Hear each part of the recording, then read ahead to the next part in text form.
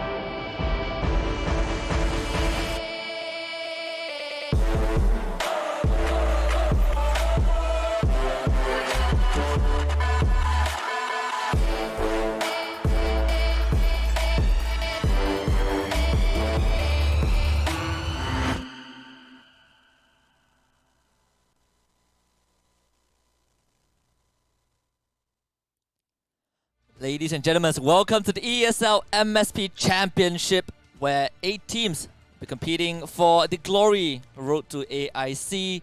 This is day number 1 of the playoffs. We're going to start off with Group A. I'm HusKKiee, and I'm joined by the one and only insightful Toby1 wannabe, Gideon Q. Come on, why you gotta start me off like that, man?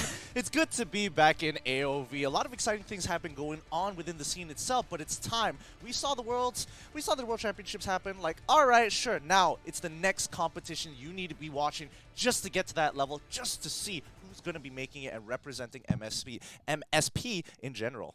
Exactly, and if you guys are still not sure what MSP stands for, it's basically the 3 regions competing, the 3 nations, Malaysia, Singapore, and Philippines, and we'll start you guys off by introducing the contenders for this championship. There are 8 teams. We have 4 of them from Philippines, 3 from Malaysia, and 1 from Singapore, starting with Liab, Eurasia Superfly, Bren Esports, and Hexa in the first half. Yes, and with the second half resurgence, next play, Digitos, as well as Axis, Nakama. I mean, we've seen a lot of these household names before, and I'm excited to see whether someone else is going to, step up to the mantle, really show us what they have here today, because, there's always those competitors who will always take these top spots, so I'm excited to really see whether they can shake things up here. Exactly, and of course, this would not have happened without our sponsors. Of course, Mercedes-Benz Malaysia, #RiseOn, and of course, Udo.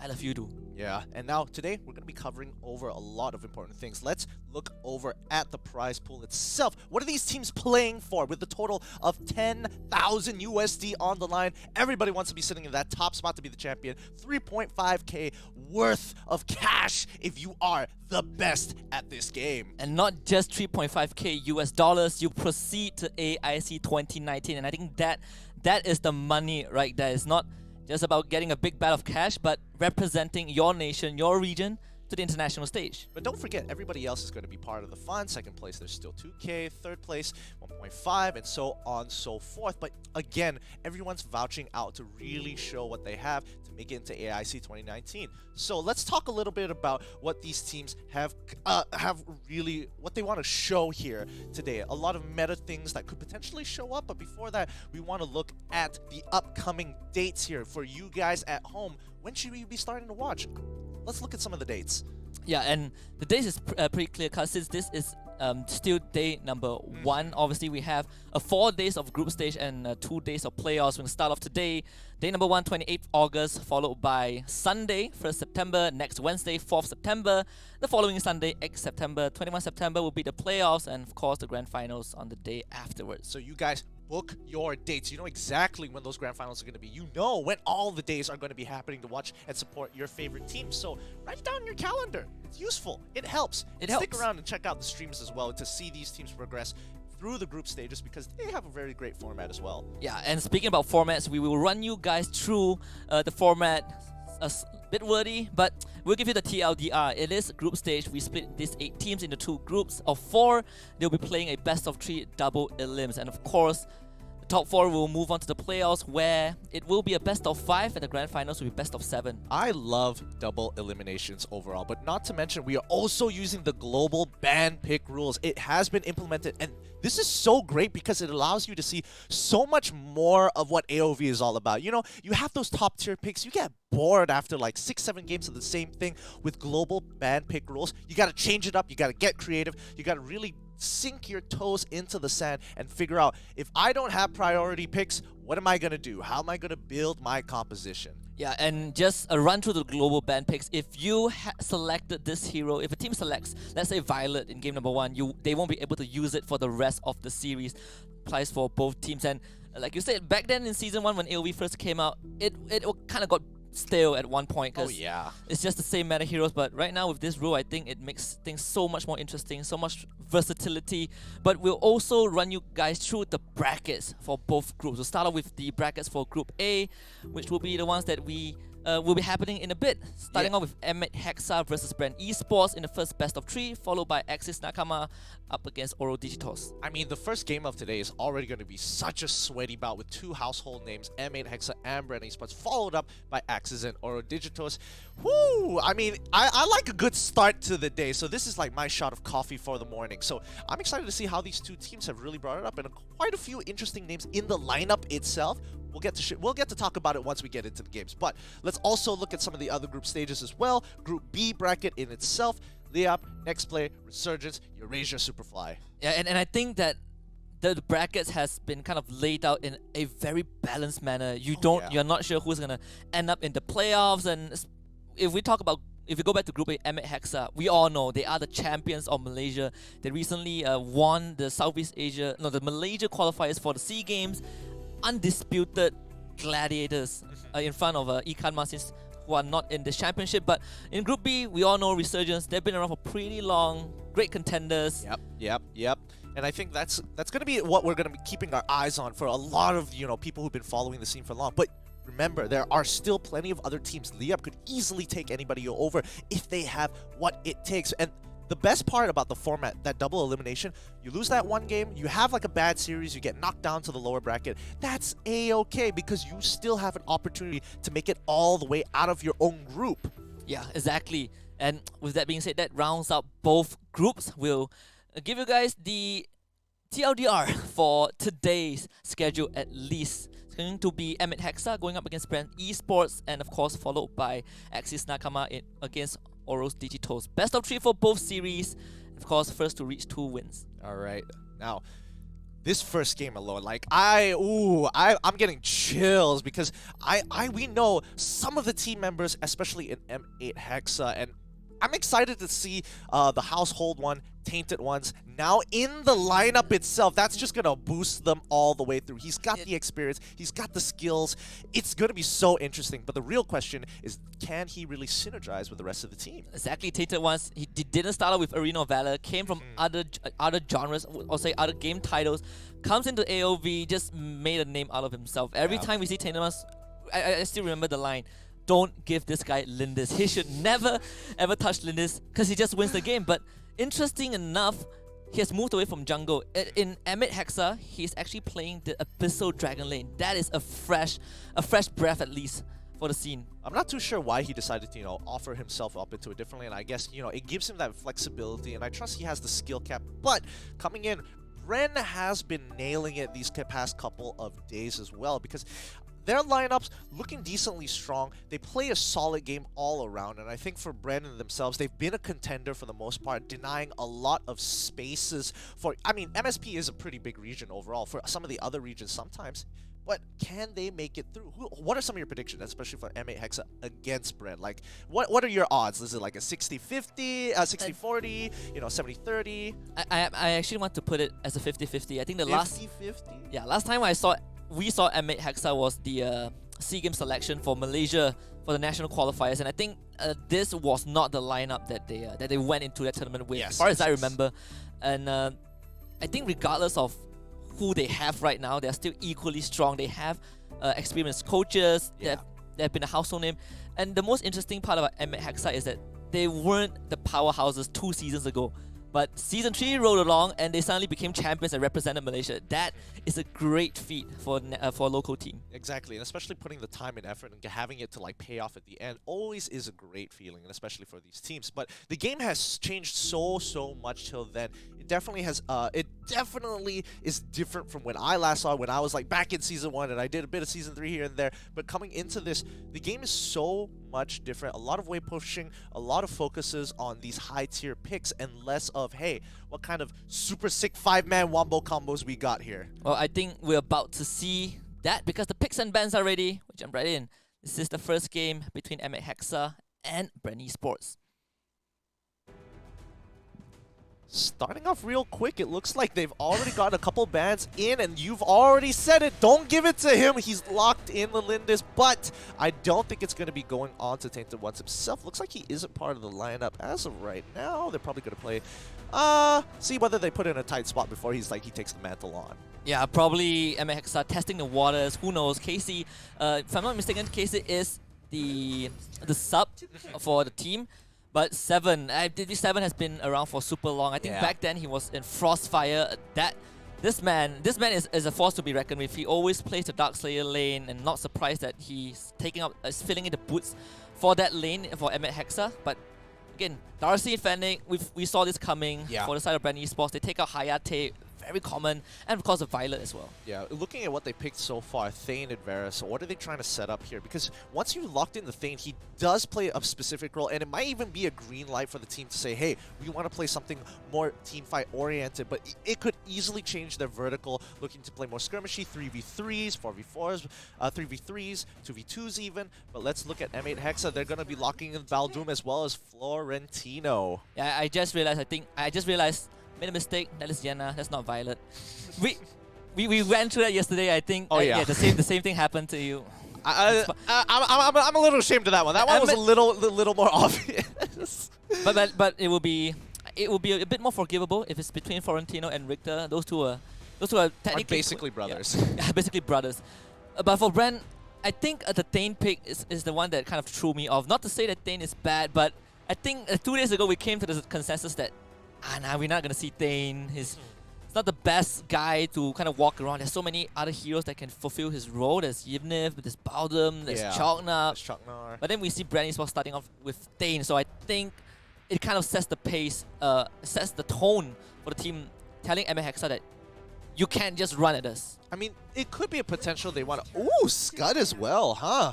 I think if they really are trying to experiment or like test the waters here, it's a pretty good time to do so. But I think more importantly is that we have to keep in mind that this is global ban rules. So even if they decide that like, hey, let's test the waters with game 1, there's still 2 and 3 to actually play through to really solidify what kind of a team comp that they want. They can easily pick Baldoom or even Florentino in games 2 or even 3 later on. So I don't think it's too bad to like try and experiment, and especially with some fun stuff like Scud. We haven't seen him in a really long time. I'm ready to see someone get one shot. Oh yeah, and I think at one point we can safely assume that we won't be able to see Hayate or Darcy for the rest of the series, or maybe even the rest of the night. Pretty much. So is perma ban. Valheim the next to go. Bren Esports say we don't want that RNG perma stunning guy on our team. But M8 Hexa, they take out the Krinak, kind of recognize the big threat. Krinak has gone through a very interesting paradigm shift. Yeah, a bit of a bumpy road initially. Yeah. I mean, didn't really see him Season 1. Season 2, he's like, yeah, he's sort of there. But now he really is a force to reckon with. Yeah, I think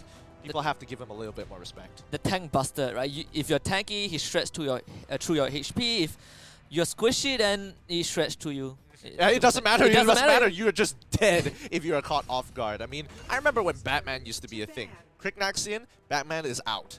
Oh yeah. Ooh, Liliana is going to be banned out for the side Bren Esports, not having to deal with their mages and looking to, you know, pick up that magic sort of damage for the side of M8 Hexa. So I think Bren Esports just want to mitigate the number of options they have. Yeah, but the same goes for Bren Esports. They have not picked a hero that does magic damage, but there are a lot of options on the table. KrikZee now taken up by M8 Hexa.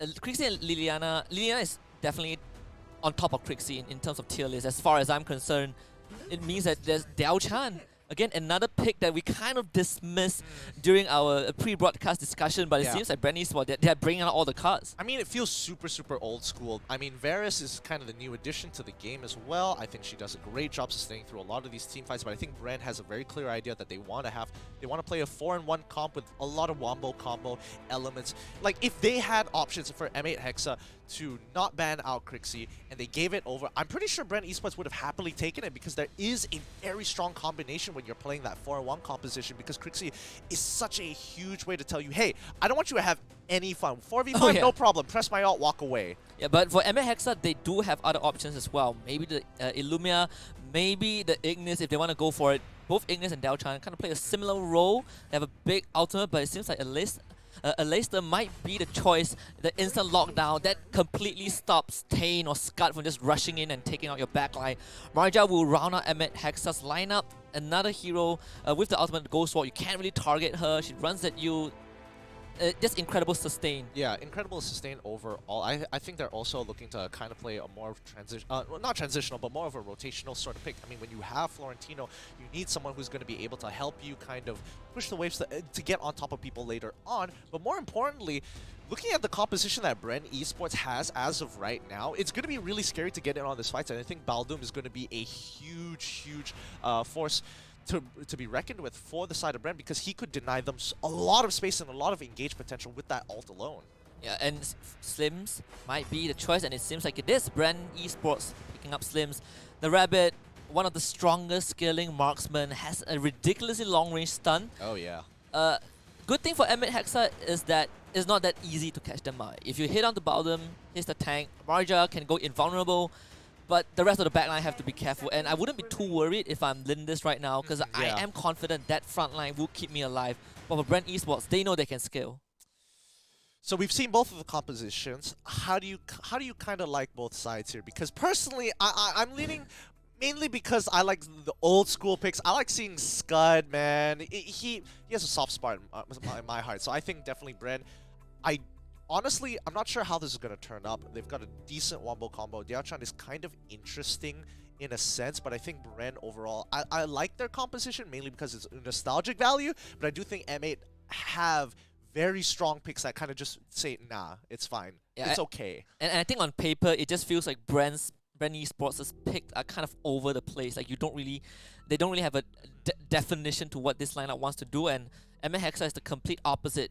They look robust, but we might be wrong, because we have seen, even back months ago in the AWC, lineup that seemed all over the place somehow works better than a lineup that just makes sense. Yeah, I think as long as they have a good direction of how they actually want to deal with their opponents and have a clear idea of how to execute it, it can easily turn into the side of Bren Esports' favor. But M8, I really love what they have here. But enough of us. Let's go in-game to see how these two teams finally perform. The first game of the day. Are you excited? Oh, yeah, absolutely excited. And with that being said, I think Sisters Baldoom is crucial for M8 Hexa. It's not just about defending the backline, it's actually stopping Bren Esports from pushing the momentum, because that ultimate, the Nature's Prison, that might be the game-changing, game-winning ultimate for M8 Hexa. Yeah, potentially, but you have to understand a lot. Bit of a small engagement here. It's a small skirmish, but it's not going to matter too much. Sister has to be a little bit careful because he doesn't want to fall too far behind or put himself at a huge disadvantage if he gets chunked out in these smaller skirmishes. And the good thing about Dane is that the moment you start charging, you can't be stopped. Like, he just charges until he reaches his destination. You cannot stop him. He doesn't care about crowd control. Kind of works like a CC immunity compared CC immune Bowdom, as I would yeah. put it, yeah. In a sense, he does, but I think more importantly is where is Bren Esports trying to attack the map here? It feels like they kind of want to scale up to level 4 before they want to do anything, which is pretty evident with their composition. He does land the stun. Rio might be in a little bit of trouble, but the rest of the team will have the initial engage. Slim drinks a sip of that ultimate potion. He's trying to get for the kill, and Dao Chan frees Sister, and God. Sister down the grave. Arcadia with the first blood. Huh. Okay, so that just happened. I definitely think that I wasn't expecting basically the perma-stun off the Sister there. And I don't even think he was expecting it as well. He kind of just took damage and was like, I'm going to be okay, and slowly walks away and realizes, okay, actually, this might be a bit of a problem. Yeah, this Dao Chan, you have to remember, when you are frozen, there's extra damage coming in from Bren Esports' mage. And for Slims, the longer the spear travels, the longer the stun duration is. It's pretty straightforward. Abyssal Dragon most likely going to go over to Bren Esports. RTG getting out of that ambush.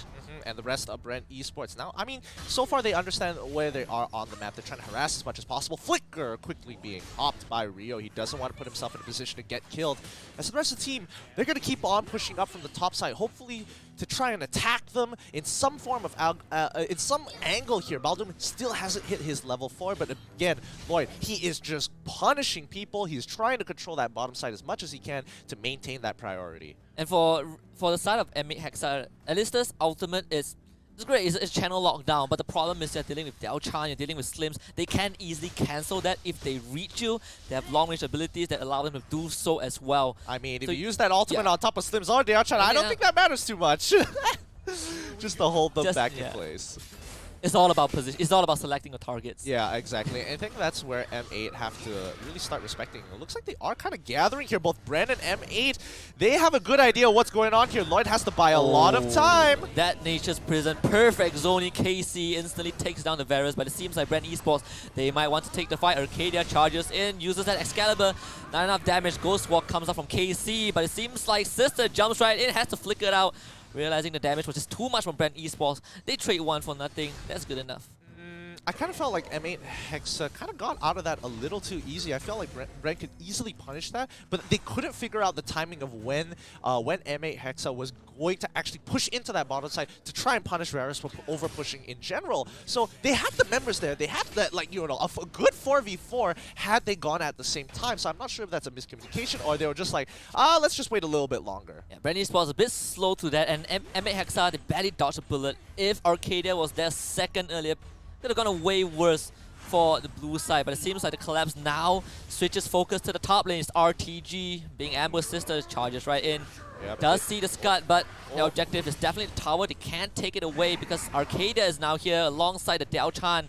8th Street keeping her distance. Bren Esports, they defend that structure for now. Yeah, but they're going to keep on firing. Slims is going to be in a little bit of trouble. 3SH, she takes a bit of damage, but no, they couldn't really commit to it. They understood that they were rotating from top side, they were in the brush, and now they're going to keep on the fight. Again, Sister getting that Blizzard down, gets pushed back. Arcadia, perfect knockback. That's another kill on the bottom, and Bren Esports showing the power of that perma lockdown from both the Slims and the Dao Chan. Oh, really great job overall. I love seeing these sort of plays where it's just like, hey, you think you're getting out of here? Now I'm going to ram you right back into the ult. We're not letting you breathe for a second. Now, Bren, they could be more aggressive here. I feel like they could start looking for these bigger pushes, but M8 Hexa, Din has been farming so well. He's already got 2.4k on himself. However, he is level 8 and he wants to use that level advantage as much as he can. But Bren, they want to take this away too with the Abyssal Dragon. The ultimate comes out from Rio. The lockdown or RTG should be enough to kill him off. Din gets his first kill, and this is what you want to do with the Lindis. You need to get that early snowball going on. Nature's Prison locks down to Rio, getting caught by Lloydie. Fortunately for Bren Esports, they do manage to get out. Arcadia leading the charge in the front line. They want the structure, but no creeps nearby. Great Nature's Prison there. Great way to buy time for the rest of the team. Marja here, she's going to be chilling for a while. She's going to go for that push. She's really difficult to deal with, not because she has a lot of damage or anything like that. It's just you can't really kill her, and she pushes the wave decently well. Yep, the sustain is enough to keep Marja relevant in the lane. The only downside is you have to compensate great sustain with a bit of lack of damage in a sense. So not really that good at pushing towers, but definitely decent when it comes to taking out the minion wave. Yeah, and I think M8 Hexa, they've got a very clear idea of what they want to do. They're not looking for these fights more often than not. They want to make sure they keep control over the objective game here, because Bren Esports, despite having 2 Abyssal Dragons, that's not really going to win the game just yet. It helps them in these fights, and I think M8 Hexa has definitely identified, like, hey, we probably shouldn't get caught in these, you know, bigger team fights, especially when Bren has a superior comp in that sense. They did take down Lloydie on the Varus bot lane. Great identification of where they need to go, and this is what you want to do when you're running a Lindish jungle lineup. You need to take this marksman around and make sure that you feed her those gold, those resources, get the snowball going. This is how you kind of stop your opponents from getting a lead, but RTG takes out that tier 1 in the top lane. Yeah, you just cannot forget how annoying Scud can be. He absolutely demolished structures like it's nothing. His pushing is decent, I would say the least, and not, you know, super superior here. But now Sister, he's gonna be like that living ward, walking right up, getting vision, getting information for his team to act upon. Florentino running down to the bot side, taking a bit of a stab at Lloyd. He understands, like, this isn't worth my time. I'm not strong enough yet to take him on one-on-one. But till then, I'm gonna keep farming, keep scaling. Yeah, and I like how 7 is kind of itemizing, getting that extra boost of damage to get the shield when you drop below a certain threshold, some extra damage coming in. Sister again being caught out, pushed back by Arcadia, manages to flicker away the Excalibur, not enough to kill him off. Yeah, and more importantly, he didn't want to waste his ultimate. He understands the utility of it, but again, Red Esports have taken another Abyssal Dragon, and they want to be aggressive here. They can't seem to find an angle. KC takes a little bit of that damage, but overall, it's more of a tickle than anything else. Nothing they can really commit on just yet, because MA refuse to go for any type of engages, while Bren, they don't exactly have the greatest ways to engage, because they are M8 looking at Arcadia and they understand, like, I can't walk up to this guy. Nah, you cannot get caught out by Del Chan or the Slims, because Arcadia is always ready for the pushback and they will be spotted out. Arcadia just easily gets away. Bren was playing this slow, Javelin comes out, doesn't connect, but Del Chan gets the freeze onto Sister. Might drop the Blizzard, Arcadia flickers in, trying to find an angle. Casey will be the one caught out, but has the Ghost Sword to get out. Now Sister goes back in, the Excalibur comes out, H3 with the Blizzard flicker over the wall. They managed to kill one, but they will trade Arcadia in return. Is Dindin getting that credit? Great 1-for-1 for both sides here, but it could have been more. I was expecting more resources to be blown for both teams here, but it feels like they're a little hesitant to really go for these big engages and really look to pick up some kills for their team. Yeah, and unfortunately for X Street, the idea was correct. You Blizzard, you flicker, try to reposition, but M8 Hexa, they were far away from the ultimate, the zone of the ultimate. No kills going over to Bren Esports. They trade both tanks, but M8 Hexa, they're getting the better end of the bargain. It's the Dark Slayer. Absolutely. They chunked a lot of Bren Esports' members out. Bottom side was getting pushed in. If nobody was going to deal with that, that turret was going to take a lot of damage and potentially being destroyed in its own right. So great play overall. M8 Hexa looking at the bigger picture here.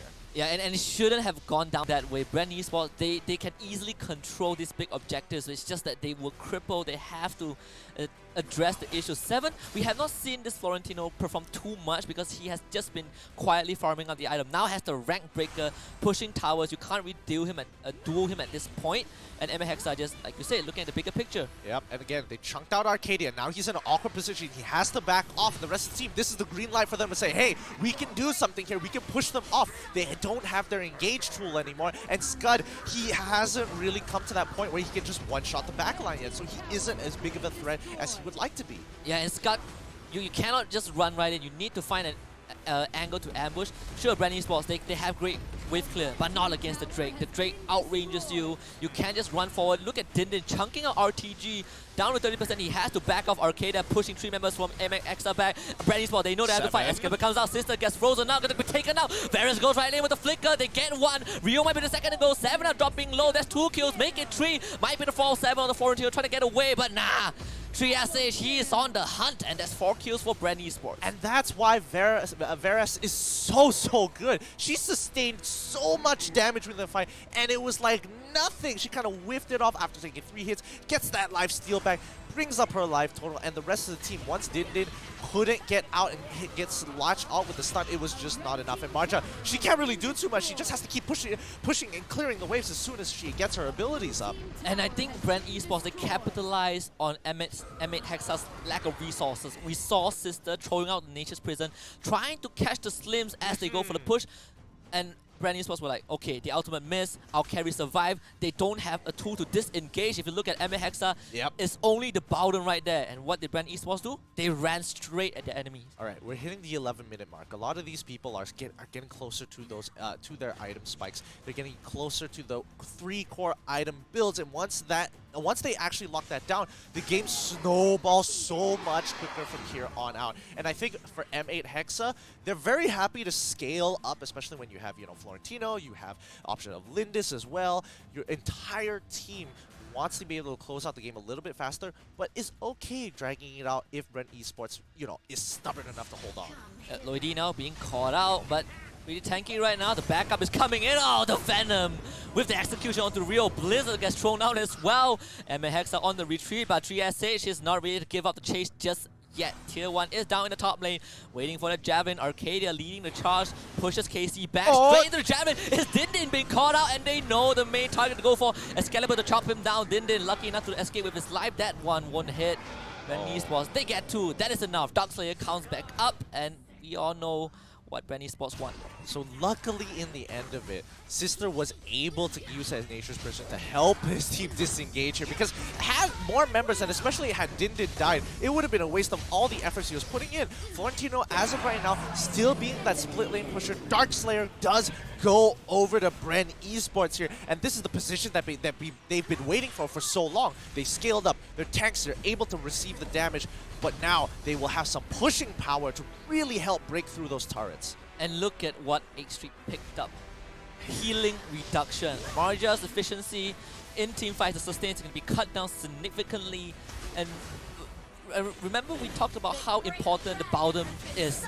You miss one ultimate, you fail one disengage. That is your entire team put in jeopardy. And now Sister charging, flips Lloydie back, but Lloydie does get out. And again, RTG goes to the backline, fights Dindin dies. And that's all the damage from the side of M8 Hexa gone. They have to retreat, but Bren Esports not gonna let them go. Arcadia with the Excalibur to get KC. Already 3 members now. Lloydie comes in, trying to look for the 4th. Marja with the Ghost Wall trying to get away, get back to the tier 2.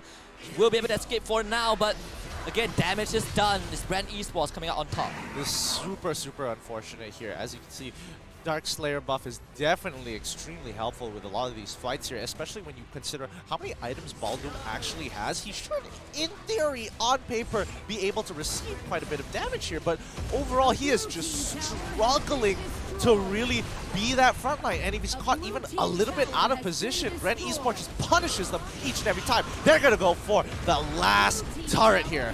Yep, that's the middle tier 3 destroyed. Most important lane of 4, RTG. Not having a single fear in this world, gets locked down by the Alistair ultimate. He overextends and he dies. But Bren Esports still kind of fine with it. They're getting structures all across the map. Tier 2 tower being taken out. They're dragging M8 Hexa across the map, and M8 Hexa, they want to jump it. They have the man advantage, but can they get the kill? Arcadia in the front line gets knocked down, 7 rushes right in. Arcadia dashes away, but 3SH still pumping on the damage. He has to abandon this 10, which is still a fair trade. Arcadia somehow still staying alive, finally goes out to Dindin, but now Nature's Prison misses completely. 7 trying to go for the chase, but H3 is already out. Delchan back to the base. KC now still somehow in the enemy jungle, not really sure if that is where he wants to go. Recognizes the chase is already over. Oh my goodness. Now we gotta take a little bit of breather here. 2-0 M8 Hexa come kicking back. They lose their tier 3 tower. That's a little unfortunate. Had this happened a little bit sooner for them, it might have been better and saved their tier 3. However, the disposition from Bren Esports, they played a guaranteed front to front, and once that buff was off, they were straight in on top of them. Lloydie goes right in. The Javelin does miss Sister, trying to play zoning games. Still pretty tanky. The Dragon actually gets resetted. Delchan H3 finds Sister. That's your tanker down for M8 Hexa. Do they still want to commit to this? They know it's a big risk, and they are not ready to take that. Now Florentino kind of rotates back down. He probably should have stayed up in his lane if his team didn't want to continue to contest for this Abyssal Dragon here, but it's getting a little risky for both sides. I think at this point, one mistake could really determine the game here. But Darkslayer is back up, and M8 Hexa are right on top of it. They're cutting through it like butter. Yep, and it's the trading of objectives. It's either the Dragon or the Darkslayer. And for M8 Hexa, the Darkslayer is worth way more. You can counter push with that Drake. Guess what, Slims? This guy has 2 lives. This is a tough game. This is really, really tough because it really comes down to whether Din survives or whether 3SH survives. It's really going to come down to these things because if they go down, a majority of their damage is going to be missing from the team, from these team fights. So now both teams, same idea. Wait for the brush. Can they snuff them out? Can they get a catch with Slims? Yep, Slims reveals himself with the javelin. Sister, again, he's super important. He's basically he's the pillar holding the foundations of M8 Hexa's lineup, at least in game number 1. We saw if he does things well, if he does things well, they win the fight. But if he gets caught out of position, we saw what Scud did. RTG assassinated the backline in one of the fights in the upper quadrant of the jungle, but right now, things have slowed down. Both teams know that they need to catch the breather. It's one fight to end it all. Yeah, and you should just check out Scud right now. 12.7k. He is pretty much almost even in terms of gold with the Slims.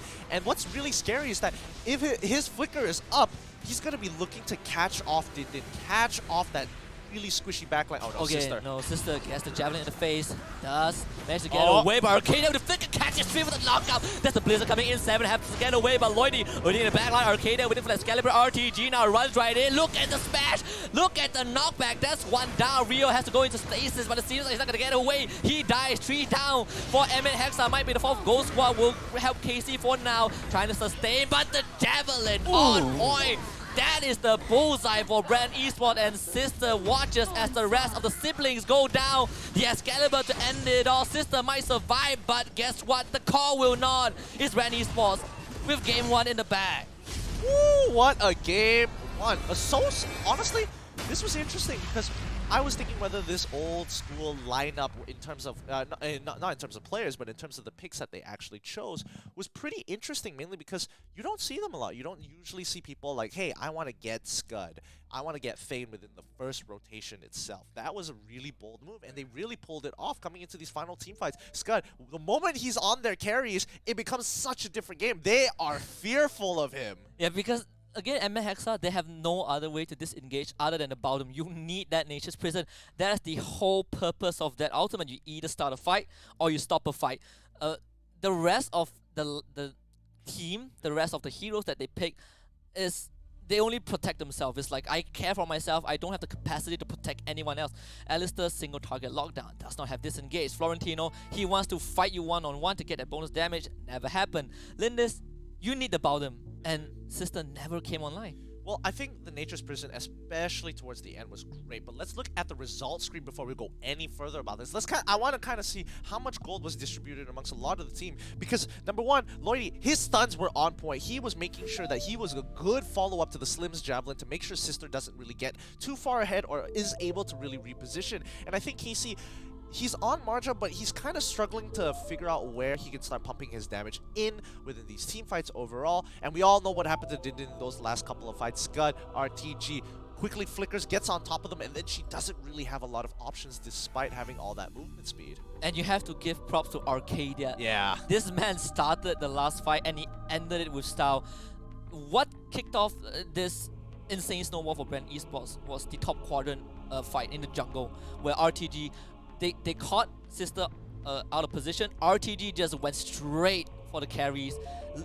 Didn't even get to play the last 5 minutes of the game because he was just getting assassinated despite having that 100% kill participation. Yeah, and again, it's tough to say, but I think M8 Hexa, they need to start adapting to what Bren is willing to throw on the table here, because in a lot of it came down to just Slim's javelins really just nailing it on the head when they are going for these, you know, full frontal fights where it's front to front, and Baldum is trying his best, trying to lock up that backline, but either misses or he catches a couple of other targets, but still isn't able to really run away, because Slims, once you've reached that level 15 mark and you've maximized your javelin, it has a decently short cooldown. Yeah, and I think there's a big difference between the two team compositions. I think towards the end of game number 1, it was pretty evident that for Bren Esports, they can run at you, you can't run at them. Yes. But for M8 Hexa, once your backline is exposed, you gotta run. Yeah, because when you have options like Baldum and Elsa, it's kind of tough. I have to admit, it's quite tough. There's this particular line where if you cross it, there you really have to just go all in here, but you also don't want to lose too many resources. So hopefully we can see both of these teams get a little bit more aggressive. And with that being said, that's the end of game 1. 16 minutes in, Bren Esports lead the series 1-0. But M8 Hexa, they can push it to game 3. If they win the next game, we'll go on a short break and we'll be right back. Hey Sophia, let's break up. Wait, what? With your telco. Can I? Just switch to Udo and you can customize your mobile plan anytime. Am I data too? Yep, if you switch to Udo, Are you sure there are no hidden charges? nope, what you see is what you get. How do I get it SIM? Just order it and we'll send it over. Catch! So I just slide to customize? Like this? That's right, it's fully customizable. So how do I switch to Udo? Just download the Udo app to get started. I love you too.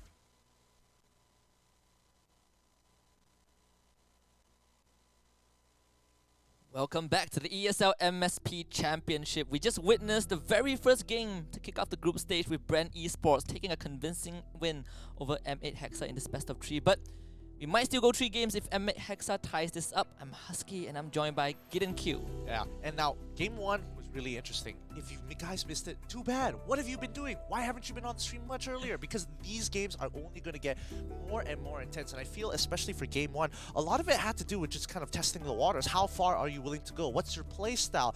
They weren't as aggressive as I was expecting them to be. Yeah, exactly. I expected M8 Hexa to be the one running at their opponents, but I think at the same time they also identify that our lineup isn't really made for that. We need to stick as a death ball, feed Dindin, babysit this guy until he grows up into a young adult and carries the game. But it never happened. You know, he lost to a rabbit. When you have someone who's just monitoring the the carry police, we've got Scud here, just one absolutely destroying, chucking half of your HP. That is a huge power pick. But let's go into the picks and bans and find out some more of what's going to be happening in Game 2. I have to throw it back to, I remember at the start of the stream, at the start of the broadcast, you did mention, like, this first series is like, it's like an espresso shot. It's like a coffee shot to start things off, and I think we got what we wanted. I mean, even more than that. Yeah. But right now, Bren Esports, Darcy is still out of the picture, but M8 Hexa, they know we got Lindis, didn't work out, but you're not getting any of that.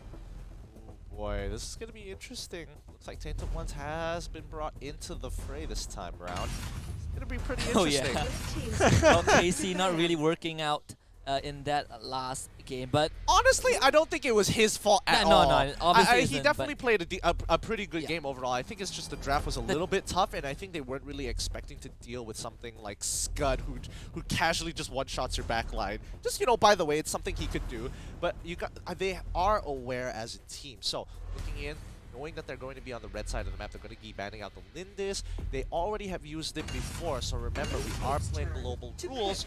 They won't be able to pick it up for themselves. So, Florentino going to be the second ban coming in from M8 Hexa. Yeah, and you not being able to use the heroes that you previously picked doesn't mean that your enemies can't do this. Can't do that. They can pick the heroes if they have not picked them yet. And M8 Hexa, they were like, well, the power picks didn't work for us, but we're not gonna give you that luxury. And Bren Esports totally fine with it. It's Fennec being picked up. Interesting. So what does M8 Hexa prioritize? There's a lot of big picks here left up on the table, and I'm interested. Darcy and Violet being the options. Darcy, I can definitely understand. Violet being one of the picks, okay. I think it was kind of on M8 Hexa to kind of use that to ban out one of the options within the second phase. That's what I was sort of predicting, but I guess not. Hayate instant lock-in as well as Yena, two super strong picks. And here we go. We are finally seeing the power picks coming out from M8 Hexa. During the short break, I think we were both thinking, why aren't the picks coming out yet? Where is the Quillen? Where is the Sephira? Where is the Annette? But guess what? We got something better. We were like, I don't think we're going to see Hayate, but M8 Hexa were like, well, guess what? Here we go. The first pick of Hayate and Yena. It's like the dream start for a lot of teams. And I'm excited to see how they're going to play this out here because, again, Bren Esports showed that in round 1 alone, they're willing to bring out these other sort of picks, and now they just have to win one more game, so they want to pick up as many priority picks as possible. Baldoom looks so good overall because, yeah, you have Hayate, but if he's locked in that prison and if he's eliminated from the fight for a good couple of seconds, that could really change the course of the battle. And again, the Kunai Blitz, you have to be in upfront and personal. What Baldoom does? Upfront and personal, locks you in. There's Crixie as well. Yeah, I thought it's going to be Kali, but I think they have the right idea. Kali, not really the best, and kind of, he's good at zoning. You can clear waves pretty fast, but Crixie does it a bit better. Oh, I'm super surprised because they saw a couple of bans in the previous game. They're kind of just letting a lot of these things through. I think Bren Esports is very confident in themselves considering that they are giving away things like Kriknak as well. Basically, it's just going to look at Crixie and be like, if I get remotely close to you, I will completely blow you up. But this is assuming Kriknak can get ahead. And now that you have options like Baldoom, as well as Fennec, invading seems to be like a promising thing coming in from Bren Esports. Yeah, and we all know the power of Fennec at level 1. The D-Smart, you get the AoE stun, the AoE burst, 4 stacks was all you need.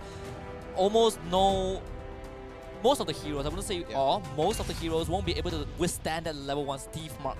But Liao Chan, banned out by Bren Esports and M8 Hexa, they take out Richter. This is going to be really tough because I think both sides, they've got a core. However, M8 Hexa, they don't exactly have that front line just yet. But the question is, do they even want to have a front line at this point in time? They could easily go for people who has pseudo, who plays that pseudo tank position and still can be that warrior fighter sort of frontliner. I think if you put it in that perspective, Yena now plays the role But unfortunately, she's not the tankiest of hero. Yes, she has decent health pool. That is the pros of this hero. Insane damage, immunity to crowd control, two forms, a lot of combos going on, decent health pool, but not the tankiest. And I think for M8 Hexa, you still need that sort of front line. We've seen Bowden being picked up by them in the previous game. They have the Thane if they want to kind of trade it with Bren Esports and just kind of swap it around. But if not, there's still Varus. You can still fall back to Chokna, you know, Mina. There's so many choices. Yeah, I think if I'm M8 Hexa, I'm looking for things to actually deal with the Krixie here. Because Krixie, again, as a death ball composition, and when you have options like Fennec who can slow you down, if they catch 1 or 2 people with just 2 ults alone, that already says enough for the team to kind of clean up the rest of these fights. Now, M8 Hexa's position, they're looking here. Yes, Yena does play that pseudo tank position. However, it doesn't really help because she can't really protect herself afterwards, and I think Annette, great pick overall. This is definitely going to help the team kind of maneuver a little bit better and protect themselves, especially when they're up against things like Krixie and Fennec. Yeah, and Annette was the hero that M8 Hexa needed in the previous game. Had that Annette been present, you won't see all these dives coming through. But, oh, for sure. But either way, now it makes it a bit harder for Bren Esports to kind of say, hey, we want to run at you. Unfortunately for them though, their purpose is not to run at M8 Hexa in this game at least. Honestly, I'm liking Bren Esports' composition right now. They've got Elsu, they've got Tara. They are...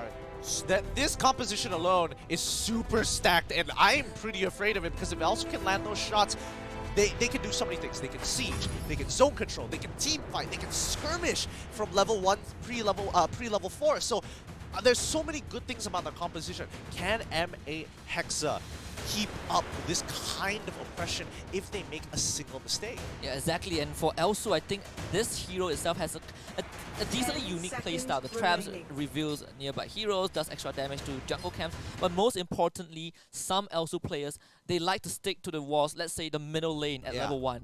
You just need to land that one single shot, that's the middle lane secured.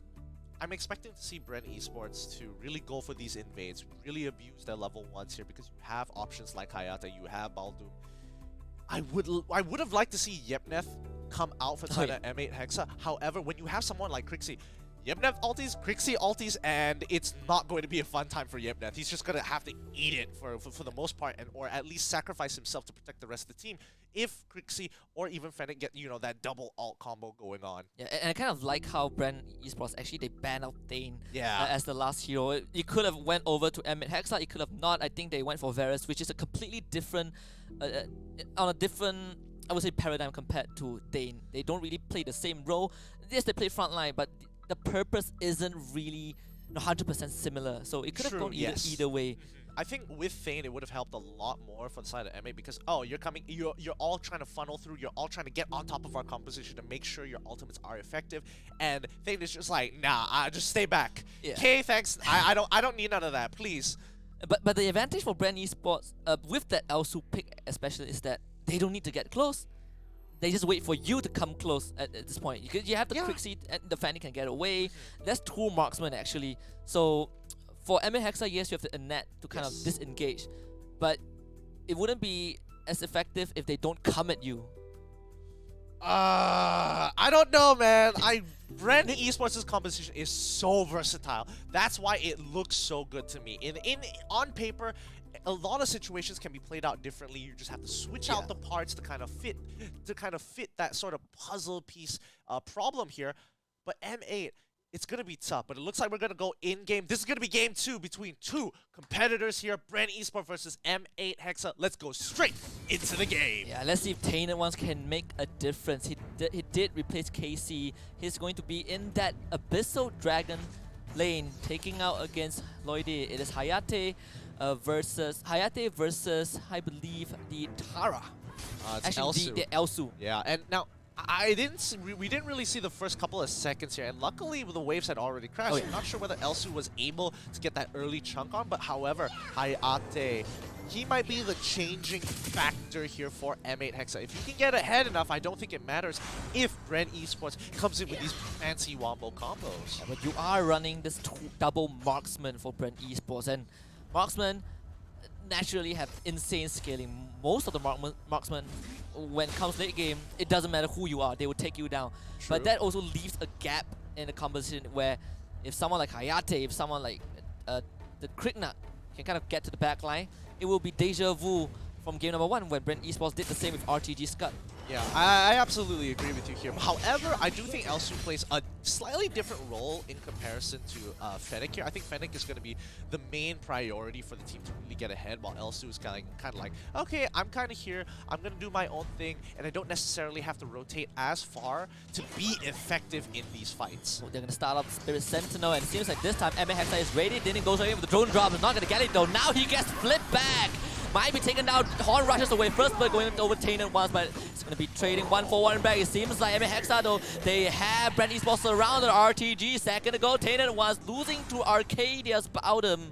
It's a 2-for-2 trade, but it seems like Bren Esports, they're going to be happy with that. Arcadia with a double kill. I'm pretty surprised how that turned up overall, because Elsu was super late to that fight, and Hexa, they were taking quite a bit of damage, but by the time that Hayate was able to get in, he was kind of there just to be like, hey, I'm here, boys. I just want to take a couple of things. I'll get a kill, I'll get an assist. Now I'm back out. In general, I think M8 Hexa, especially if you are Hayate, definitely benefited, but I think Bren Esports got away with a lot more than they should have. Yeah, and we've seen this Yenna versus Tara a matchup. Oh yeah. And as much as we say, usually Tara doesn't really care, but you can't really contest the Yenna at the same time. So it might be a win-win at first, but in the long run, 7 will have a better time going up against RTG. Now dashes in with the spin and Sinko, gonna change with the pushback, dual wheel. Damage coming out, but RTG has to use that ultimate to get away. Rio now joins the fight, not gonna catch RTG, but Sister with a net with the ultimate is gonna push him back. Now Din joins in. RTG runs out the ultimate, really needs to get away, does do so. Oh my goodness, Rio wasn't able to get off the wall, and because of the amount of resources they put into that side of the map, bottom side, they quickly pick up the turret. Now M8 Hexa forced to try and respond to this. They should be able to pick up this last turret here for themselves. The top tier 1 has been taken out. Yeah, and I think RTG is just lucky that the pushback didn't do enough. Didn't push it back far enough. Tainted once now getting caught up by the T-Smart. Chain Cyclone Hammer not connecting. Should be able to get away with that. Just half a second late coming in for that Fennec ult here. Had he landed a little bit sooner, it would have made Elsu's job so much easier. However, none of them was able to connect. And again, it's so upsetting that Rio wasn't able to get over that wall with his ult, because I think he would have been able to pick up that kill once his second ability comes off of cooldown.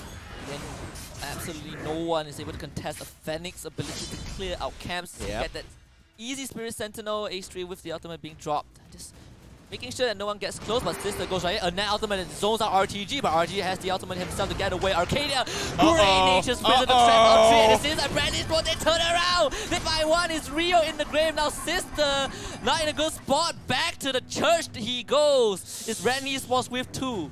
Oh, that's such a feels bad moment. What looked to be like an incredibly good play, RTG finds an opportunity, finds an angle to bail out with his ultimate, allowing him to survive, and they get punished because Arcadia lands a great Nature's Prism on so many members, setting up a perfect fight to get Wombo comboed out by the rest of his team. And this is how you play Bowdom. This is how you start a fight with that ultimate.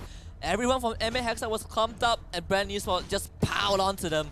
They get 2 kills. They will get the Abyssal Dragon. Taina was trying to go for the steal, not going to find it, but Din going for the drone draw, finds 3 SH. He's just rolling guns off the wall, and now M8 Hexa starting to strike back. Arcadia being taken down by Rio. Good kill over one. Tainted Ones does survive. I think that's the most important one. Had they traded 1-for-1, it would have been worth his time. However, Elsu wasn't able to get the shot off, unfortunately. Has to use the ultimate to get that recoil. Still looking for that shot. Not gonna land. Not able to clear out the cannon minion as well. So they will lose that tier 1. But Elsu still holding that angle right there. It is against the Varus. Rio should be able to survive that. Woo!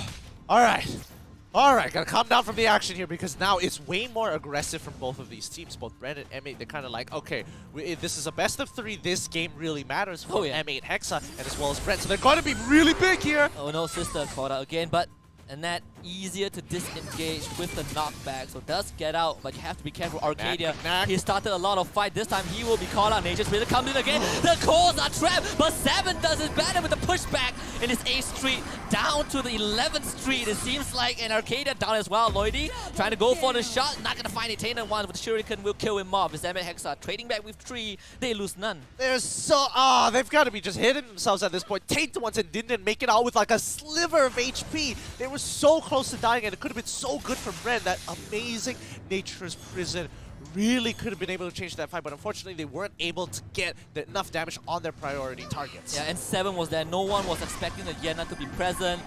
Rushes in with the Crescent Strike, goes for the Dual Wheel from again with the pushback, showing off the ability that the slow doesn't connect by RTG in the wrong side of the map. Tries to leap away, has the ultimate heal. Can they burst him down? No way! Not for now. No RTG way! gets out. You're kidding me. They didn't want to commit to it. Oh, it looks like they were losing priority over other lanes, and they realized this kill isn't worth losing a structure over. We need to maintain control over our mid lane, and also Tara is a complete beast, and it's a complete waste of our times. Yeah, and Tara, not really that efficient, but Rio able to leap right out as the Varus. Still pretty fine. M8 Hexa again trying to slow down the pace. They've lost 1 fight, but they got a better return with that 7 engaged though. Arcadia getting drone dropped on. He himself has to charge away, and Lloydie so far hasn't been landing the crucial shots just yet. Yeah, but again, it is Elsu. Just landing 1 shot can be enough. Din wants to go for the big play! Din finds 3 SH, but it's a Fanny. Fanny can get away. Arcadia with Nature's Prison doesn't connect onto anyone. He will give up his life for that, and now Lloydie tries to go for the shot. Not enough to kill off Din. M8 Hexa, again, playing it at their pace. Yeah, I was definitely concerned for Din for a second there. It felt like he was going in a little too ballsy, but now RTG on the top side, he's going to be caught out. Can he pull out another miracle run here? Doesn't look like it. He got silenced by Yenna's passive, and that is the killer right there. Pushing a bit too far, does manage to cut 1 wave though. That would delay the minion wave from the bottom lane being pushed in, but not really sure if it's worth it because 3 SH now being found out. Sister trying to go in for the pushback, not gonna find that, and Arcadia is there in time. Really well played overall. I think I'm surprised that Fennec was able to get away with that, considering a lot of the M8 Hexa members were kind of around the bottom quadrant of the map and kind of forgoed the Abyssal Dragon. They didn't have any idea that he was able to take it that quickly. Yeah, Fennec, one of the best heroes to do so, to solo the Abyssal Dragon. D-Smart is just too darn strong against camps, against structures. Arcadia, he has been the man to set up. It feels like he is the script writer of Bren Esports movie. You know, he just starts the fight, he ends the fight with style, doesn't mind if he dies. But right now, Bren Esports, M8 Hexa, trying to pump up the aggression, but first, they need to take the middle lane tower. Yeah, now they've got a 3k gold lead, which is considerably better compared to game 1 here. Now, can they pull this through? Tainted Ones is starting to struggle to get into a lot of these fights. Hold up. Is this going to be a catch? Doesn't look like Arcadia wants to commit to using his ultimate here. He's going to hold it up for a little bit longer. Yeah, managing to zone away Bren Esports to secure that tier 1 mid. Pretty smart right there, but now might see another fight. Arcadia gets caught out, manages to get away. You have to be careful of that Nature's Prison. We saw what Arcadia can do. Tainted wants a bit too far forward, dashes back with Shadow Step. Does it? Oh. Settle for the tier 2. Oh, it feels like he's getting away with too much. Bren need to pull the trigger at some point. They can't just wait for the perfect conditions. They need to force mistakes out of M8 Hexa. If not, this game is going to slowly slip away out of their hands. Yeah, and Elsu starting to slow down as well. She's not that auto attack kill you off. He needs to land those crucial shots, and the longer the game goes on, the harder it is to bring down the members of M8 Hexa, and they are suffering because of that. Yeah, there's going to be a point where RTG, well, tries to go for some outer wall plays. Yeah, he's gonna die from that. Yeah, but he will get punished, but can they get him off? Gets pulled back. That's the silence again. There we go. Not able to leap away. They do manage. No, they don't. They were looking for Tainted ones, but they were not able to find it. And that, again, that is the sprint used by RTG. And even with that, he was not able to get away. Now, M8 Hexa, they will push Bren Esports right back into their own base. Yeah, right after they take Abyssal Dragon for themselves, they're playing a very objective-based game. And now this goal lead is starting to pay off. 4K in their back pockets. They know they have the lead. They know that they're ahead.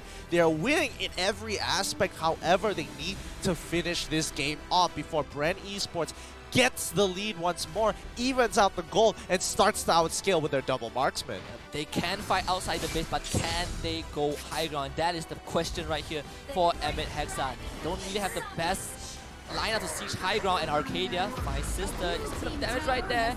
Sister retaliating with her own AoE slow. Tainer once comes in with the shurikens, letting that passive stack up for now. Not reaching max stack, unfortunately, but they're trying to use that push to force Bren Esports back into their own base. Luckily for Bren Esports, they got the Darkslayer, they got the Dragon.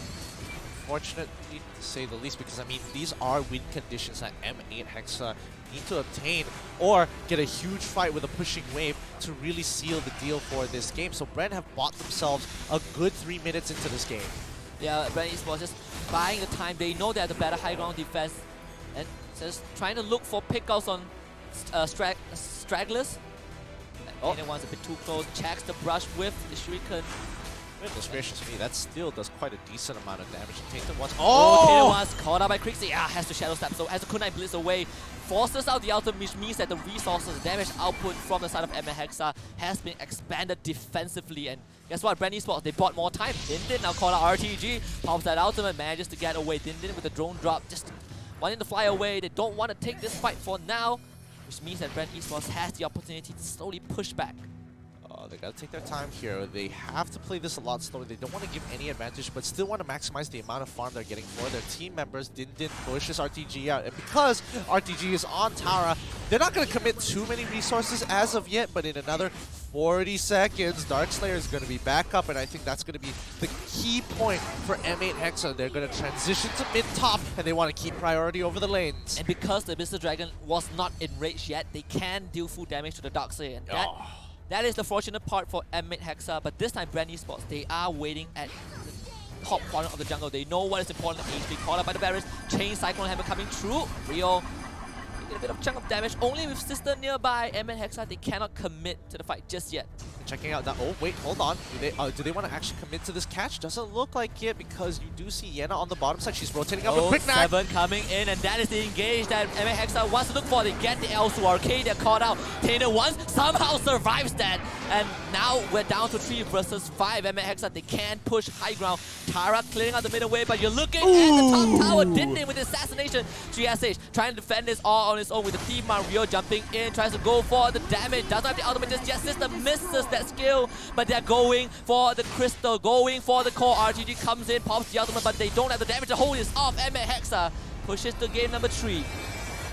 Great game overall. I have to give it to them. M8 finally find the fight that they were looking for. They didn't really get a catch, but they found a great flank angle to punish Bren Esports for pushing out in a really weird pattern. They were trying to come back into that top side of the map. However, it takes a bit longer, especially when you're transitioning through the jungle. The path kind of sort of diverges at the very end, and that's when they said, hey, we've got a huge flanking line with both Quicknack and Yenna. We got this in the bag. Exactly, and it's how I think the call from Emmet Hexa was just a bit more better compared to Bren Esports. Bren Esports, they know what they want. They want to secure the Darkslayer area, but they completely forgot. Tara is doing his job, pushing out the waves. Yenna and Krina, they collapse from behind and just won them the game. But we'll look at the result screens from the previous game. Emmet Hexa manages to push it to game 3, and I think the next game is where they lay out all their trump cards. Yeah, absolutely. I absolutely agree with you here, and I think Hayate played a great deal of in terms of like chunking out these tanks, especially Arcadia. He's when you're taking so much damage, especially when it's true damage, your stats, it doesn't matter how many of your stats really affected, because you just get chunked out no matter what. He already had two defensive items with boots. He should have been able to take it, but Hayate is just one of those heroes who just tells you, I don't really care how much armor you stack on me. It just doesn't matter. Yeah, his skills are on hit, on hit, on hit, on hit. Ugh, so frustrating. And again, if you're playing a hero like Baldum, for example, Arcadia, it's the same concept as game number 1. You need to make sure that you are not separated from the rest of your team, because Baldum on his own, not the best hero. And that was what happened. They got pincered, they got ambushed. Arcadia got entirely split apart.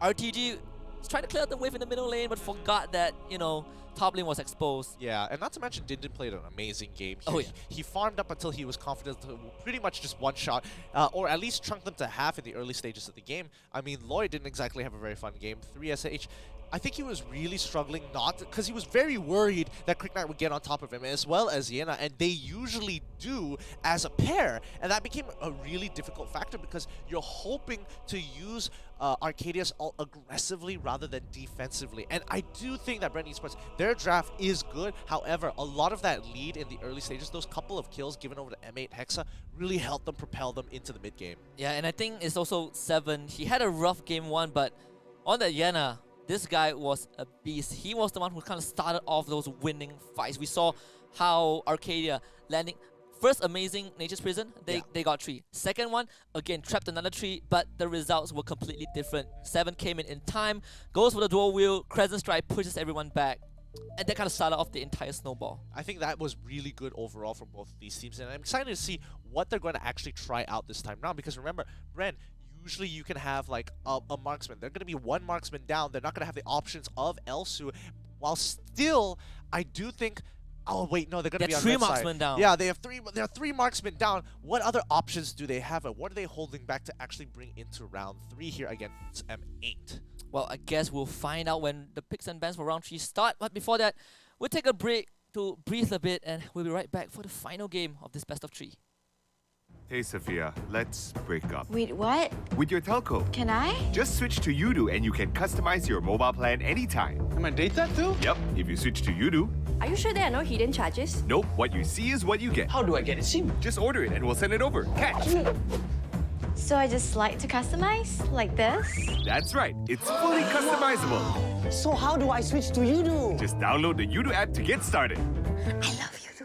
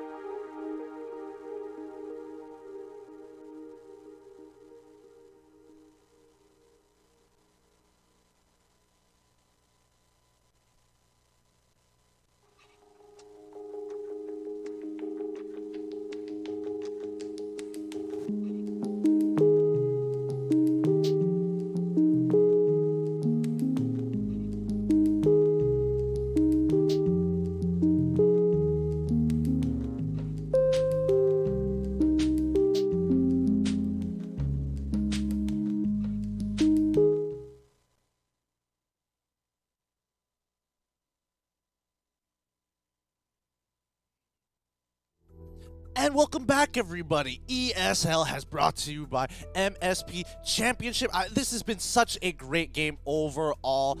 If you've been missing out and you're wondering, what is this guy talking about? You just missed 2 rounds of some exciting games between M8 Hexa as well as Bren Esports. My name is HusKKiee. This is HusKKiee. This has been a very interesting day. It's only going to get better from here on out. It felt like we're in the middle of the championship, but guess what? It's just day number 1. The adrenaline is already there. We're down to the last game of this best of 3, and even though it's a double elims, you don't want to drop out in the lower bracket. Yeah. I mean, it's one of those things where it's like, no, now we have to continue. We just lost. You know, you're running low on that momentum. You want to keep on going to get to that end spot. But who is it going to be this time around, especially coming into the 3rd round? Remember, we are playing on global ban rules, so you're kind of limited on options once you start getting from round 3 onwards. Well, luckily there's only 3 rounds for the group stage. We'll jump into the picks and bans and see what these teams have up their sleeves.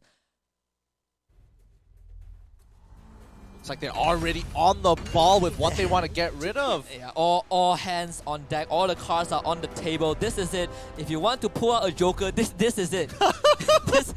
It is a good time. All the best picks are going to come out. Darcy makes it through. Great start for M8 Hexa. I think M8 Hexa, great bans overall. Hayate, Lindis, now they have so little options in terms of getting their marksman. But Violet is still on the table, so they're going to lock that in for themselves. However, M8 Hexa, they've got so many things on the table for themselves. Still waiting for that Quillen or Ryoma to someone make it through. They did make it through the ban phase for both games, but the priority is not there yet. We might see it in game number 3. Violet coming out a net. Also being hovered over by Bren Esports, kind of considering if we want to go for the more defensive kind of hero, or do we just want to go for Kali this time? Now they hover for Changna. This is definitely Arcadia's hero. It just depends on how they want to play this. You want to protect that Violet. Yeah, and I think it's one of the 2 options here. Annette is pretty interesting. However, she is a little situational depending on what kind of a team you're up against. But so early, having this so early on, it's tough. So they should probably hold up their picks. And yes, they do. They're gonna lock in the Liliana top 10 waifus of the day. Let's see what M8 Hexa want to bring back. I have always when RTG picked Violet, he had the skin, right? That's another.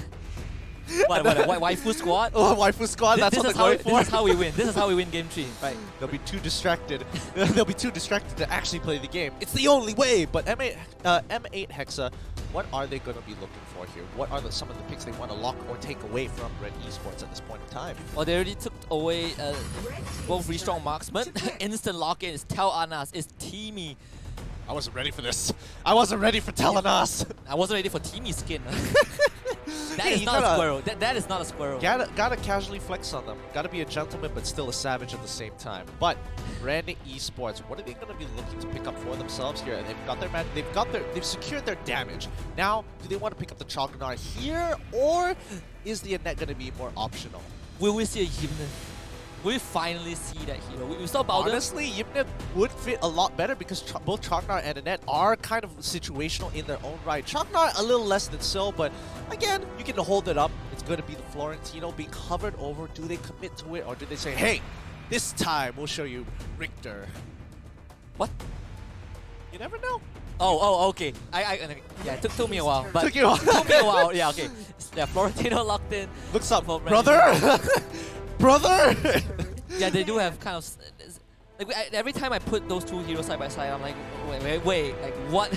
Hold on, wait a minute. Which one is it? But yeah, they lock in the Florentino. I do think it's a good option overall. High skill cap, but looking to pick off, some of the squishier members, considering that they have Teamy, they have Telenas, and Darcy. I don't think this is too bad of a pick, considering that he will scale like a beast if he catches 1 of the 3 out. And suddenly, Teamy's role becomes even more significant for M8 Hexa. Gentleman's duel, you lock someone down, you kill the guy, extra damage. Sure, easy, right? Nope. Teamy, he's a bro. He'll bring you back to life.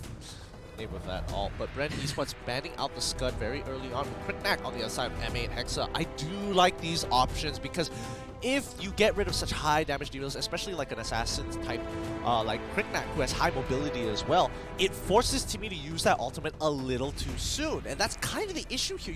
You want to be able to play at your own tempo. You don't want to be forced out here by the side of Bren Esports.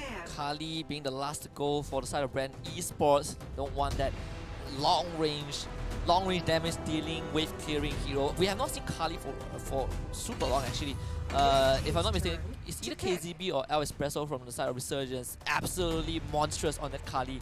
We won't be able to see her in this series at least, but last man coming out will be the Necroft on the side of M8 Hexa. I absolutely love it. Same idea with the Kriknak as well. They generally have high mobility, are able to get into angles that you don't expect, but more importantly, you want to be able to effectively use that Timmy all. Bren Esports, on the other hand, what are they going to be looking for here? Do they want to pick up their supports to kind of fill up that front line? Yeah, I think at this point you're still looking at a potential jungler. I don't think Violet can jungle. We've seen that. It's pretty old school. Like if you like the classic vintage nostalgic feeling, that is Violet jungle. I mean that's for a whole different reason though. Because I mean, like, might as well. I clear waves fast. I can go to jungle and I can eat all your stuff. All the same thing to me. But they're kind of trying really hard to decide what they need to, because they do have that option of last pick here. So they can hold up their situational supports for that particular position, but I think Annette is going to be a really good addition to their team. M8 Hexa, what are they going to do to actually deal with this kind of support pick? Like, hey, we have Rook, that's an option. We have Yorn, that's another option. But it looks like they are hovering over Quincy and Valheim as well. Yeah, and I think we didn't touch on this just now. Darcy's ultimate, Dimensional Portal, if I'm mistaken. Dimensional Portal is actually the bane of Violet, the bane of a lot of marksmen, especially Violet. For sure. You can roll, but if you get marked, you time travel back to where you were. Rogue is going to be locked in, and I absolutely love this pick. Violet can roll, but what the hero hates it when someone sticks onto her. And what does Rogue do? Right on top. Right on top. He wants to be able to have that. He wants to be able to be in front of people's faces, and I think it's going to be interesting. However, he doesn't want to get caught out, especially in the jungle, against someone like Florentino in the later stages of the game. Maybe pre-level 4, it's going to be a bit difficult, and I think the matchup is sort of in favor to Rook pre-level 4. But once level 4 hits, he's got to be super careful where he kind of rotates in the jungle. And also poses a minor threat to Florentino, because the whole thing about Florentino is you want to be able to move around, grab those blossom petals, get the energy back in order to continue your combo. That is how you achieve maximum efficiency. But with Rogue, you can do Rogue, but you both want the same thing, and Rogue has a gun. You don't bring a sword to a gunfight. But Zuka is going to be the last one to bring out. They bring the panda out of the cage, Bren Esports. But is this the winning pick? Because it seems like Zuka is still hibernating in his winter coat. He looks way too comfortable, but I really love Zuka. I mean, I was watching it when they were playing in Season 1, and all of a sudden Zuka, his build of just completely one-shotting people. Absolutely. The belly roll. Like, the combinations you can do with him, especially if you catch someone off guard, is incredible. He does fulfill that Scud position with a lot better wave clear, but he's not as one-shot potentially like Scud.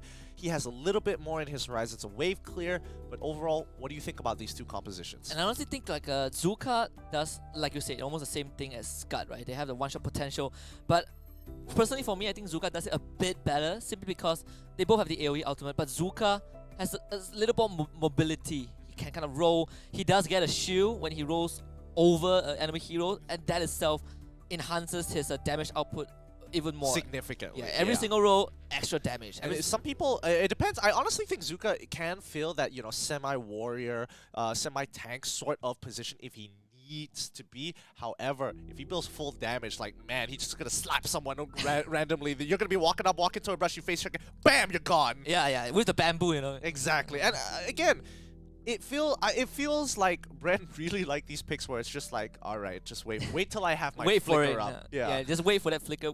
We saw what RTG was able to do. The contrast between his Scud pick and Tara pick is. What? Hold up. Looks like we're getting information. We're gonna go into game before we go any further. Let's see how these two teams play for the final bout.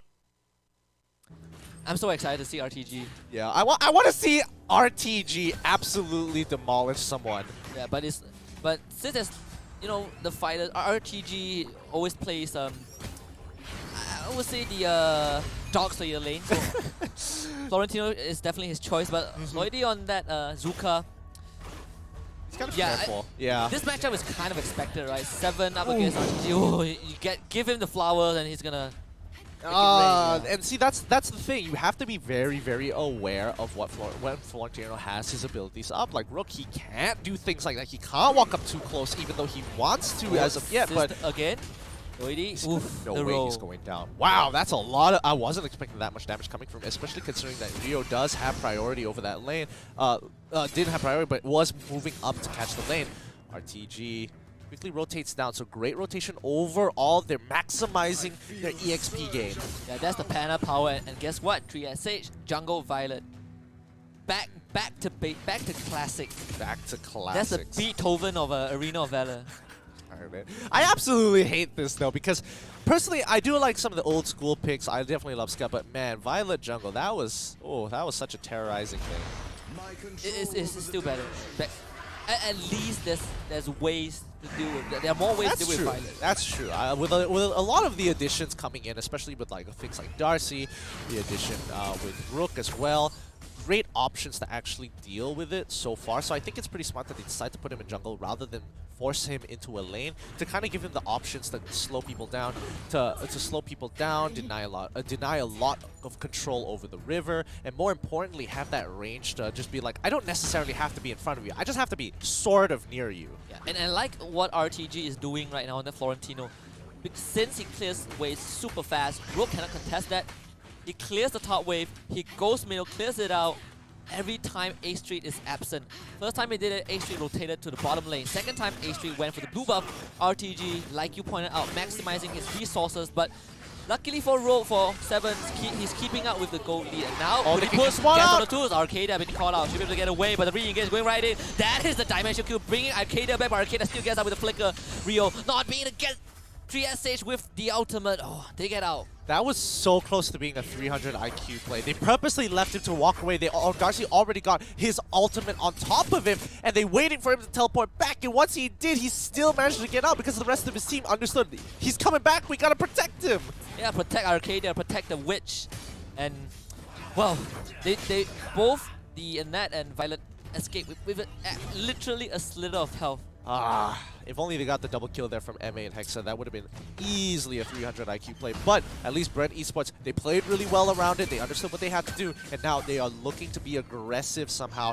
Can they punish this top lane? RTG seems like he's getting engaged on, and he's definitely going to drop Din with the first blood on that Darcy. Man, with 7 with that shield, wasn't able to do too much here. And Arcadia was a little slow on the ball, and especially with 3SH. I was confident that they were going to try and outplay that. You have the Florentino, but I didn't think he was expecting the extra backup coming in to help out Rook. Yeah, you have to be careful of Timmy's sister. He landed a 2-man stun with that putty puts. Could have secured him a double kill, didn't happen. It was okay. Arrow of Chaos comes out, Lloydie being called out. Crixie with the star for brings Lloydie down to very... Does manage to die. Survives. He even pops the ultimate for insurance, but does manage to not die by Arcadia now.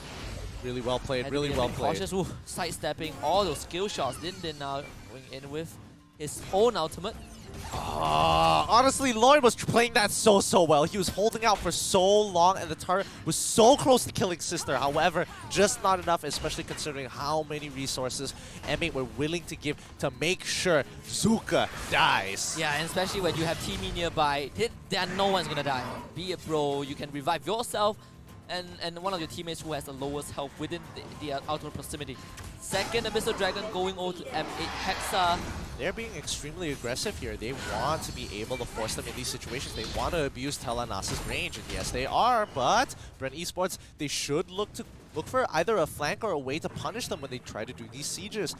This is the only time that they can do it, because if Telenas scales better as time goes by, it's going to be a lot more difficult to really contest them in sieges. Yeah, and that is the Emmet Hexa that we've been waiting for. The aggressive Emmet Hexa. Now Lloydia get engaged on. Gonna barely roll away, but Sister sticking onto him with the putty push. Tainted One's coming in. Arrow of Chaos actually misses. The backup now comes in. Lloydia gets away. Rio with the element. Going to the zone 2 man. Now Arcadia jumps right in. And that's 3SH being caught in the crossfire. Rolls away and survives. H3 somehow also gets out the flicker for Rio. Not getting the kill. 3SH. What? Second time in a row. God on his side. He survives. Gosh, that is, I'm starting to think that there's something going on here. That was a little unfair. He probably should have died, but oh man, survives by a sliver of HP. He doesn't exactly have too many items on herself as well, so it was sort of expected, but dang, that's unfortunate. Yeah, but you know what's fortunate? Towers are going down. Emmet Hexa clearing out the bottom lane. Yes, they didn't get the kills, but structures, the waves are constantly pushed in, and that means that Emmet Hexa, if they don't get the hero kill, they get the tower destruction. That's already 3 down for the blue team.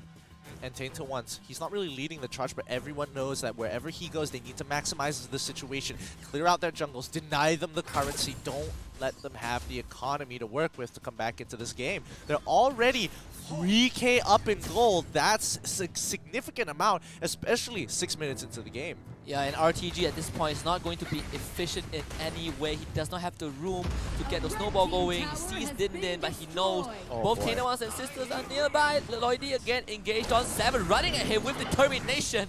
Not able to get that kill, but Rio forced out ultimate. Sister comes right again. Arcadia being caught out. Might have to give his life. Arrow of Chaos actually lands on 3SH, and Din comes right in with a dimensional portal. Doesn't get the kill just yet, but Arcadia will fall. Alright, very interesting. They get the catch onto Arcadia overall, but it looks like Bren Esports are kind of holding back on potential turnarounds here, especially when there are more than 3 members inside of M8 Hexa within relatively near range of each other. They could have taken the 4v4 on, but it's a little tough when you don't have an angle on Tainted Ones here. When the thought of having to go through 7 lives instead of 5 is not fun at all. It falls back to what we saw in game number 1 for the side of Emmet Hexa. This time, Bren Esports, they are feeling it. They don't have the control. Yeah, oh boy, they need to find this flank so badly to make sure that Tainted Ones is out of, or catch Tainted Ones out of position if possible. I mean, it's kind of on Florentino at this point to, you know, scale up enough and use that Gentleman's Duel to his advantage. But again, it's such a huge deterrent with Timmy. Darksayer is going on, definitely will go down. Emmet Hexa, easy secure, extra stats and a dragon in their bag. Oh, looks like they want to close out this game as soon as possible. Only 3 kills over the course of 8 minutes. M8 Hexa want to suffocate Bren Esports as quickly as possible with their 4k lead. And here they go. This is the push of a lifetime. If they can maximize this, they could set themselves up for victory even if they don't make it to the core. Exactly. And right now, and it seems like it's a classic example of textbook MOBA theory. You know, for Bren Esports, they're playing to not lose, and that is not good enough. Yep. They need to find an opportunity to at least trade a 50-50, be able to take out the most important objective here for them, which is going to be that dragon. Yeah, that is all outer tier towers down. Bren Esports, they still don't have an answer, and they need to find one because that top tier 3 chunk down to 40%. They still have a dragon to deal with and no solutions to this problem. 3SH a bit too far forward, has the roll, but they can't reach the dragon. Sister goes right in, almost gets the stun off. Luckily for Bren Esports, 3SH not so lucky this time. Runs out of luck. They get one in return, but can they get more? They need more than that. Rio flickers over the ball. Lloydie sent back to the zoo. Is Din with the second kill on the board. Emmet Hexa take down the tier 3 in the middle, and they take 2 kills. Well, good 2-for-1 trade, and I think Darcy was just not... He wasn't very happy about the last time that Violet made it out, so he ensured that Violet goes down confidently, not even looking at the kill to ensure that death. But now, can Bren Esports come back from this? It's not looking too great for them considering the 7k gold lead that M8 Hexa got off of that single push. They're going to take everything away from them. No Might Golem for you, no jungle caps for you. Won't even be able to take the Abyssal Dragon at all. M8 Hexa they have Bren Esports in a chokehold right now because Bren Esports, they don't have the luxury of crowd control. They can't really start fights, and that becomes a really big problem because Arcadius Annette doesn't do the same role as a Bowdom or Taint. Is a net, and now it might be collapsed on against Sisters. She is ready, goes right in RTG, down to the grave he goes. Rio with an easy kill, that one tap from Din. almost killed off H3. Loyalty has to get away. 7 takes down that tier 3 in the top lane, and it seems really grim for Bren Esports. They need a Hail Mary attempt. Yeah, and 7, he's just so big in his own right. Like, no one can really deal with it. Even Florentino is starting to struggle. He hasn't been able to get those gentleman duels in the past couple of fights. And he hasn't been able to capitalize on it to get the extra stats. All you need right now is one last push. Emmet Hexa, they might drop game 1, but it seems like they're going to win the rest of the series. Already 1 kill, Arcadia down. RTG revives, but Trias Sage dies again. Hail Mary fight for Bren Esports, but the Malaysian team will come up on top. H3 gets 1, but 1 is all she wrote. Emmet Hexa turn it around. They take the series. They continue their upper bracket run. Oh boy. Woo. What a great fight overall. Congratulations to M8 Hexa. They will be moving on within the series itself, while Bren get knocked down to the loser's bracket. Now that is tough. That was a tough game overall, considering what kind of a composition that both teams had. But man, Tel'Anas was such a big factor there. Yeah, and I think that is the display of M8 Hexa. I think, like you pointed out, game 1, we're testing the waters. We bring out some classic picks from the side of Bren Esports, but M8 Hexa's, they know what's going on. Yeah, they had the right idea. I think they had a solid game plan coming into this. They wanted a siege. They knew that their objective was to get that Darkslayer. Let's look at some of the results to see how far or how much impact a lot of these team members had within the game. But do you think that swapping in Tainted One to replace KC, getting the main line out back in, helped a lot? Or is it just a matter of maybe we outdrafted or outplayed Bren Esports? Well, I do think there is an outdraft and outplaying mechanic to it, but you also have to understand that there could be a shot calling potential to it, because Tainted One does have this experience, and I'm sure you can see the way that the team is sort of moving is a lot cleaner here. So I'm assuming a lot of the shot calling is coming from Tainted One, telling the team like, hey, this is where we need to be, this is what we're trying to do, remember the objectives, so this is what we're going to look for. While Bren, yes, they are playing the game together, but it's kind of difficult once you've kind of coordinated the members of M8 Hexa to be on the same page of what they're doing, because Din Din can only do so much. Yeah, and you can see RTG's item choices. He went for the Mill of Pain and the Herculean Madness. A lot of defensive items right there, but the damage.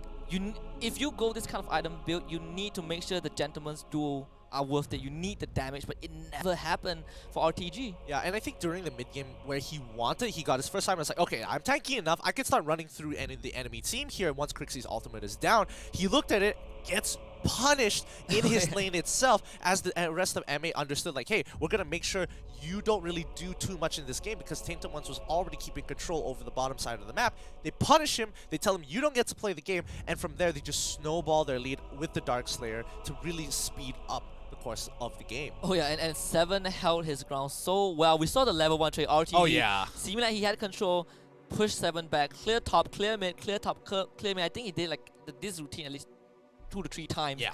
Somehow 7 still stayed in front, stayed ahead in terms of goal. And that means that he knows where to get his resources from, and is not worried a single bit about RTG. That is the contrast that I mentioned earlier. Yeah. 7 and Rogue and Florentino, same objective, but you have to be careful if you're Rogue. I definitely agree, especially when you are Rogue. We saw that level 1 trade. He got chunked out for at least 2/3 of his health, and that put him in an awkward position. He has to go back. He's going to be a little bit late on the push and EXP, so on and so forth. But more importantly, mid lane was an interesting place because a lot of M8 Hexa was allowed to rotate between mid-bottom a lot of the time. And because of that, it kind of gave Rook that space that he needed to go into the jungle and be like, this is where I thrive. I could basically take on all the jungle camps by myself and not really lose too much life in general. So he abused that to get ahead, and once he did, mid-game turns around, I just need one person to help me out with Florentino. And it happens, Darkslayer right after. Exactly, and I think for Arcadia especially, he tried. Unfortunately, Annette doesn't play the same role as Baudum or Thane. You don't really start fights with Annette. Sure, you have the flicker pushback with the ultimate. We saw a sister did that in game number 2. Yes. But in the bigger picture, she's not the man. She's not the hero that you look to and say, hey, we need this big fight. Make it happen.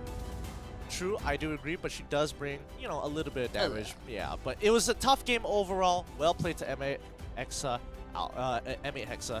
Really good game overall. We're going to go on a short break, and when we come back, it's going to be the next round of matches within Group A.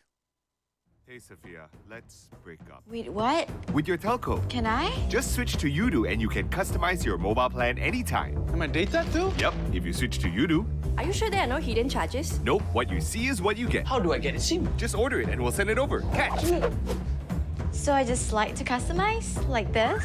That's right, it's fully customizable. So how do I switch to Udo? Just download the Udo app to get started. I love you too.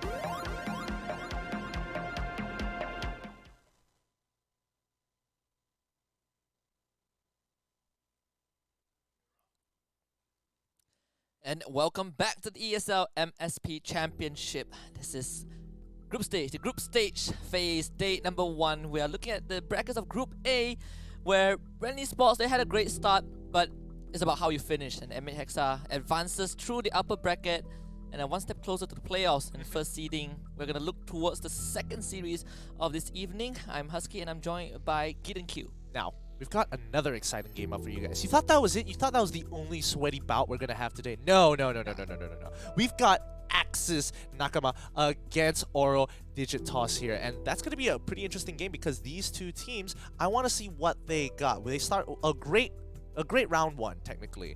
Oh yeah. Round 1, phase 1, first bout of the day.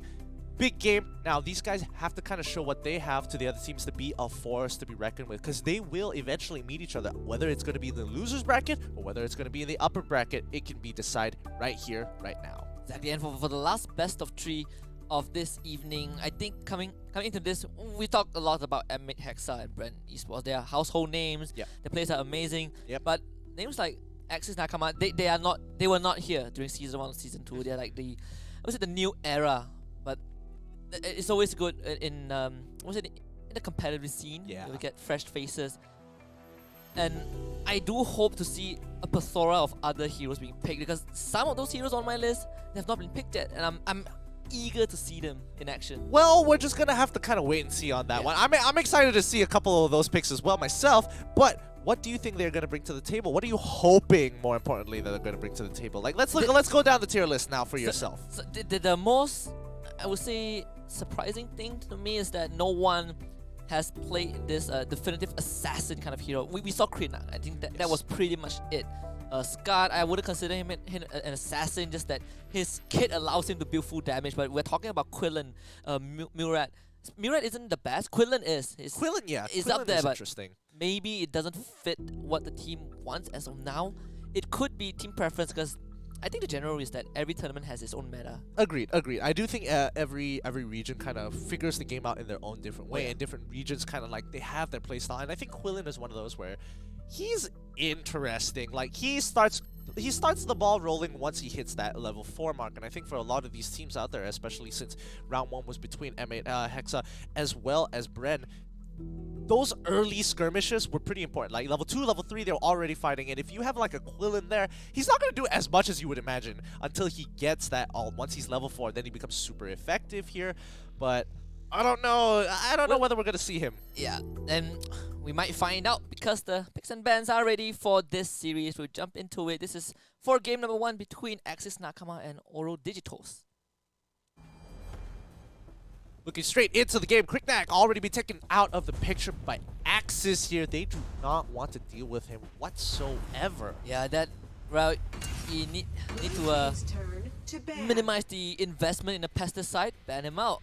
Oh, Don't want to deal with bugs, get rid of him. it's pest control at its finest. But Darcy banned out by Oro Digitos. And it's another Malaysia versus a Philippine matchup. And when I say Malaysia, it's not a full Malaysian team. Like, don't get me wrong. Sometimes we do have this roster shuffles. You know, you kind of bring in players from other regions. I mean, you gotta maximize your winning chances here. If you got a good player under your belt from a different region, take what you can get. Yeah, Fennec now taken out Omen as well. Second time Omen was banned this evening. First time was the last game in the previous series. Yeah. Death's Embrace is always a good ultimate to lock down. It's almost the same as Florentino. It's just that, well, you take reduced damage. You don't get the damage stack, but you get the idea. Yeah. I don't know how to feel about this one. I mean, Hayate is still up on the table here. You get rid of the Omen. We didn't see Omen in the previous games as well, but now this time I think there's a lot of different priorities here for a lot of these teams. It's not like a central meta. It's a lot of teams what they feel comfortable with or what they feel isn't exactly as strong. But I think we can all agree Hayate is a force to be reckoned with. Oh yeah, like if you have a chance to pick Hayate and you don't pick it, that's A wasted opportunity. yeah, you might not be able to pick it for the rest of the series. So Axis Nakama, no hesitation at all. Lock that ninja in. Now let's look at Oro Digitos. What are they going to be looking for? No, I'm not going to fall for this. No. Yeah, this is one of those picks where it's just like, hold up, really? It's like hovering over Toro. You know it's not going to get picked. Let's be real. Now, they've got a lot of options on their hands. A lot of people are looking to in that marksman, which is kind of the ideas that I'm the kind of the vibe that I'm getting from a lot of these teams here, where they want to have that dedicated DPS early on in the draft. Oh yeah. Well, it seems like it's definitely going to be Lindis and Delchan. Time is ticking down. I think their mind is made, right? They're still kind of changing it up here, whether they want to get their mage or their tank, but Vayne Lindis... Same thing, it feels like the previous series where Bren Esports, they actually started off with Tane, I believe, Tane and Varus, yeah. But I think that one... Yeah, it's pretty interesting. Like, when do you start to pick Varus? When is it like an ideal situation to be like, yes, I want to pick the Varus? Is it And I don't think she's like a complete counterpick to like things like Marja, for an example. No, you want to sustain in the lane for as long as possible. You want to have that utility. It's understandable here. So I feel like they have like a good idea of what they want to do. Florentino quickly picked up for themselves, but what are they gonna pair it with? The Nickelback lookalike. I'll do. Oh man, Nickelback lookalike. Yeah, you got Look me. at this! No. Can you? Oh my! Can you tell me that it's- doesn't look like he's about to? He's like getting ready. It's too early for that. We're supposed to save this, for the grand finale. See, Scud might be the choice. They're hovering over Digitos. They're taking the page out of Bren Esports' book. Or it could be just the effect of the region alone. That is a good point. We want to fight, but we want to make sure you're completely pounded down to dust. So now they're coming in with the bans. Nakroth is going to be a pretty good ban for them here, from here on out. Interesting why they didn't want to pick it up early on, maybe for themselves if they wanted to, or does it not fit with their comp? Or what are they afraid of with this Nakroth pick here? Are they trying to set something up here? I think Nakroth is just... the golden rule for Nakroth is you just don't show up on the map. Right, that's the golden rule of Nakroth. You don't show up, you clear the entire map, you take towers, that's it. The time where you show up is where you win the game, You show up on the scoreboard. Looks like That's it. Murad, they've been listening to the stream, it seems. They're taking the information in. It's like, yes, Murad, all right, take him out. That's extra credit. Interesting how they're prioritizing assassins now. Like, they've seen Florentino, all right, sure, you've locked in your Darkslayer lane. You don't know who their jungler is going to be, but still, there are so many things that kind of fulfill their role. It's like the jungle role in itself isn't really a jungle role in itself. Yeah. It works more like a supplement to the laners to really beef their economy up and get ahead. And especially for Arena of Valor, the jungle role is... jungle role in this game is not like, oh, these heroes are meant for the jungle. It's like... Are dedicated to right, staying whoever in has it. punished, they take the jungle. Now let's see how they want to play Varus and as well as Crixie as well. They don't want to have Fane Crixie combinations in their back pocket here. So they're gonna switch over to Dialchan, it seems. Looks like it is a trend. Like, hey, if you don't have that combination initially with the Crixie and Fane, Dialchan kind of fits the same role. And Dialchan, we saw what Bren Esports did with Dialchan to bow them. And it's not fun at all. Dialchan thing, same thing. The silver lining is there's no Slim's Javelin from Oro Digitos this time. But 3 out of the 4 picks are exactly the same. Pretty much. I think they have like a general idea of how they want to play the game, which is good. However, can they adapt later on? Because they're holding up their cards as of right now for round 1, testing the waters once more. And we've seen previously with Bren Esports, round 2 is when they really pick up the steam and really have a great destructive draft. Oh yeah, and I actually love their game 2 draft. Even though they lost, the amount of... You can see the potential, especially the tank player, okay, that guy, if it weren't for the equal level performance from Hexa, Yeah. Bren Esports can easily run away with a 2-0. That's true. Oh, looks like Quillen's being covered on the last second. What's it going to be? What's the last pick going to be? And they quickly get Tel Anas for themselves. Quillen plus Tel Anas. Really interesting there. We are finally going to see the Quillen. We all know this guy permanently crits you if he gets behind you. And seems like it's the name of the game right now. Yeah. I think with their current composition, they want to make sure that, Lindis and Dialchan are like constantly thinking about that position, because Thane, he can't play defensively. He has to be up front. Scud wants to do the same thing. But this could be the pick here for the side of Oro Digitos to be like, okay, now we have a defensive support that tells you, hey, if you want to go for a backline, we have someone dedicated to do that, to make sure you don't get to play the game like you want it. Oh yeah. Oh, Yep. Last pick coming. Oh yeah, you have Thane. You're not gonna see him. Or There's or Marja. you have There's Marja. If you want to pick up Marja. I mean, that's true. That's true. Nah, come on.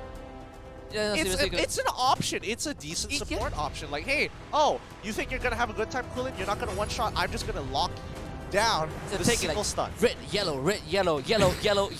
Yeah, yes.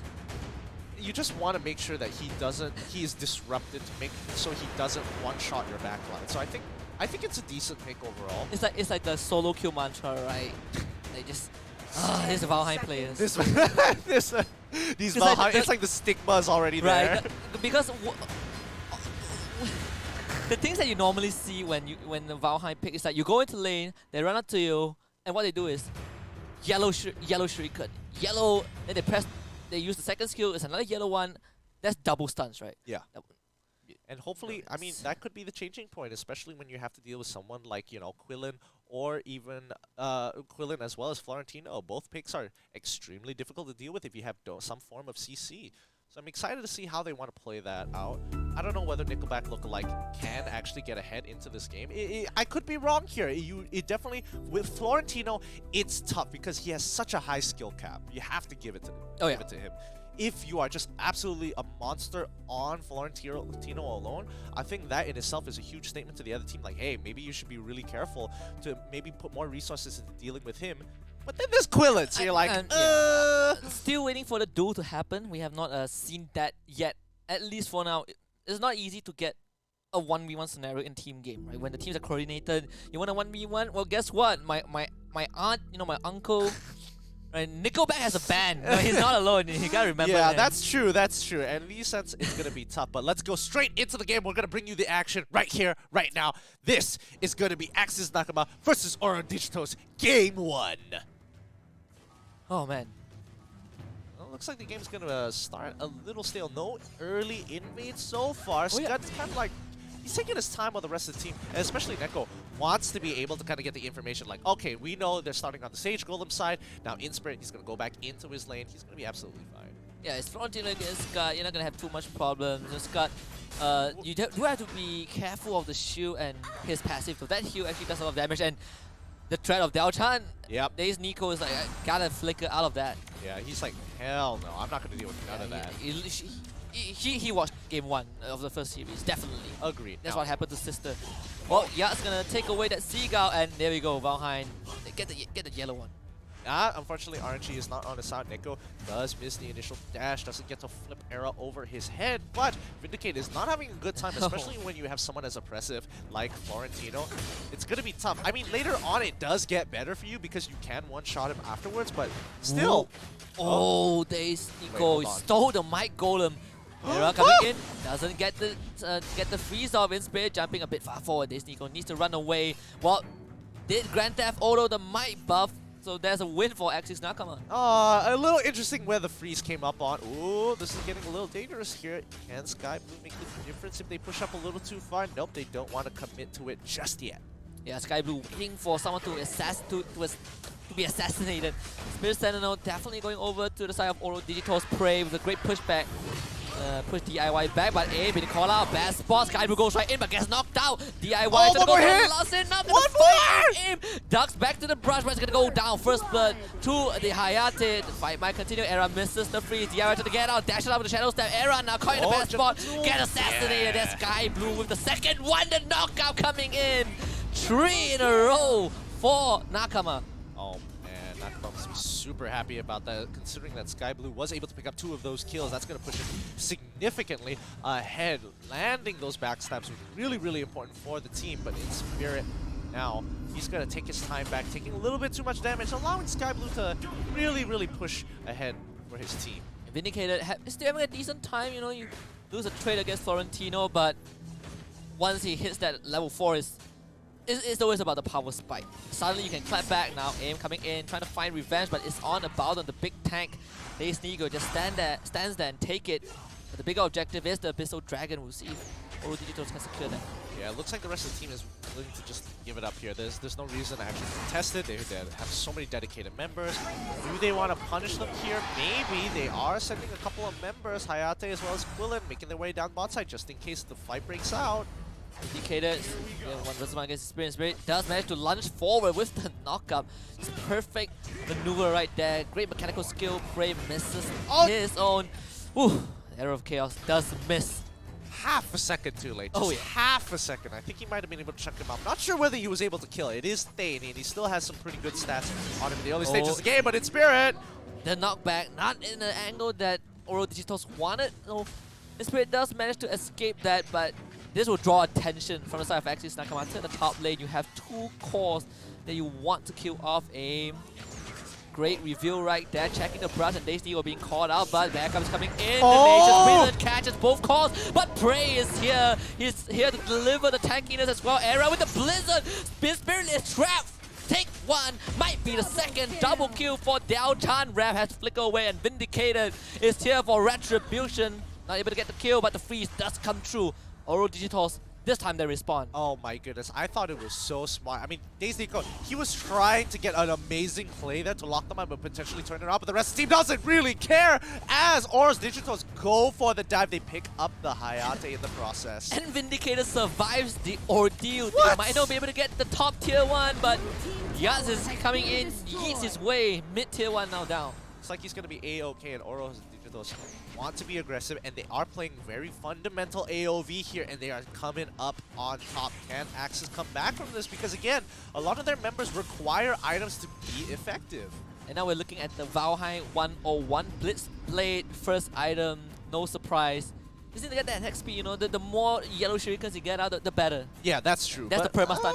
The perma stun is gonna take a little bit more time because he is that, you know, gold hungry type of hero before he becomes an absolute beast. But Skyblue, he's got to make an effort to really start the plays, or at least look to hopefully invade the enemy jungle at some point to look for kills. Tries to go for the fight, but now he's in a bad spot. Gets knocked back to safety, but is it safe enough? No, Vindicated. Getting the kill, and again he survives. Oro Digitos looking at the second Abyssal Dragon. They might be able to get it. Skyblue comes in, tries to go for the 1 versus 2. Not the smartest choice. Gets the gauntlet in the face. Good slows coming in from Exame here. It's really important that she does get the slow, so Florentino isn't able to like dance around as much as he wants to. Telnas getting a bit of support, but Daze Nico taking a bit of damage here. Nature's Prison. Oh! Just slightly misses, but wouldn't make too much difference. Era is there, and it's ready. Okay, good attempt, but just as he was about to bait himself to face check, he's like, nah, my gut's telling me it ain't worth it, but Rev! Oh, Skyblue is here, Era, he's ready to knock out from Daze. Skyblue needs to get away, Air of Chaos does cancel the Blizzard, but it's too late. They get the kill onto Skyblue, and Oro Digitos, they're just ready. And this is what happens when you don't have a real way to face check these brushes here, because it's so scary to walk in. He should have face checked that, and now push in the I bottom suppose. tier 1. There's no Nature's Prison for now. Oro Digitos, they know that. Oh, they're gonna keep it up, but it looks like Vindicate is starting to get ahead and steal the game underneath Florentino's nose here, because he's losing these trades. He's not getting enough gold on him. And that should be the tier 1 in the bottom lane going down. No way to defend this. The flicker, just a bit off angle, but it's okay. I mean, it was a good attempt. It would have been 300 IQ if he landed it. That would have been really impressive, but just slightly off with the angle. But good ideas and good intentions. Arcadia must be proud. Arcadia must be proud. It is so close. A bit off.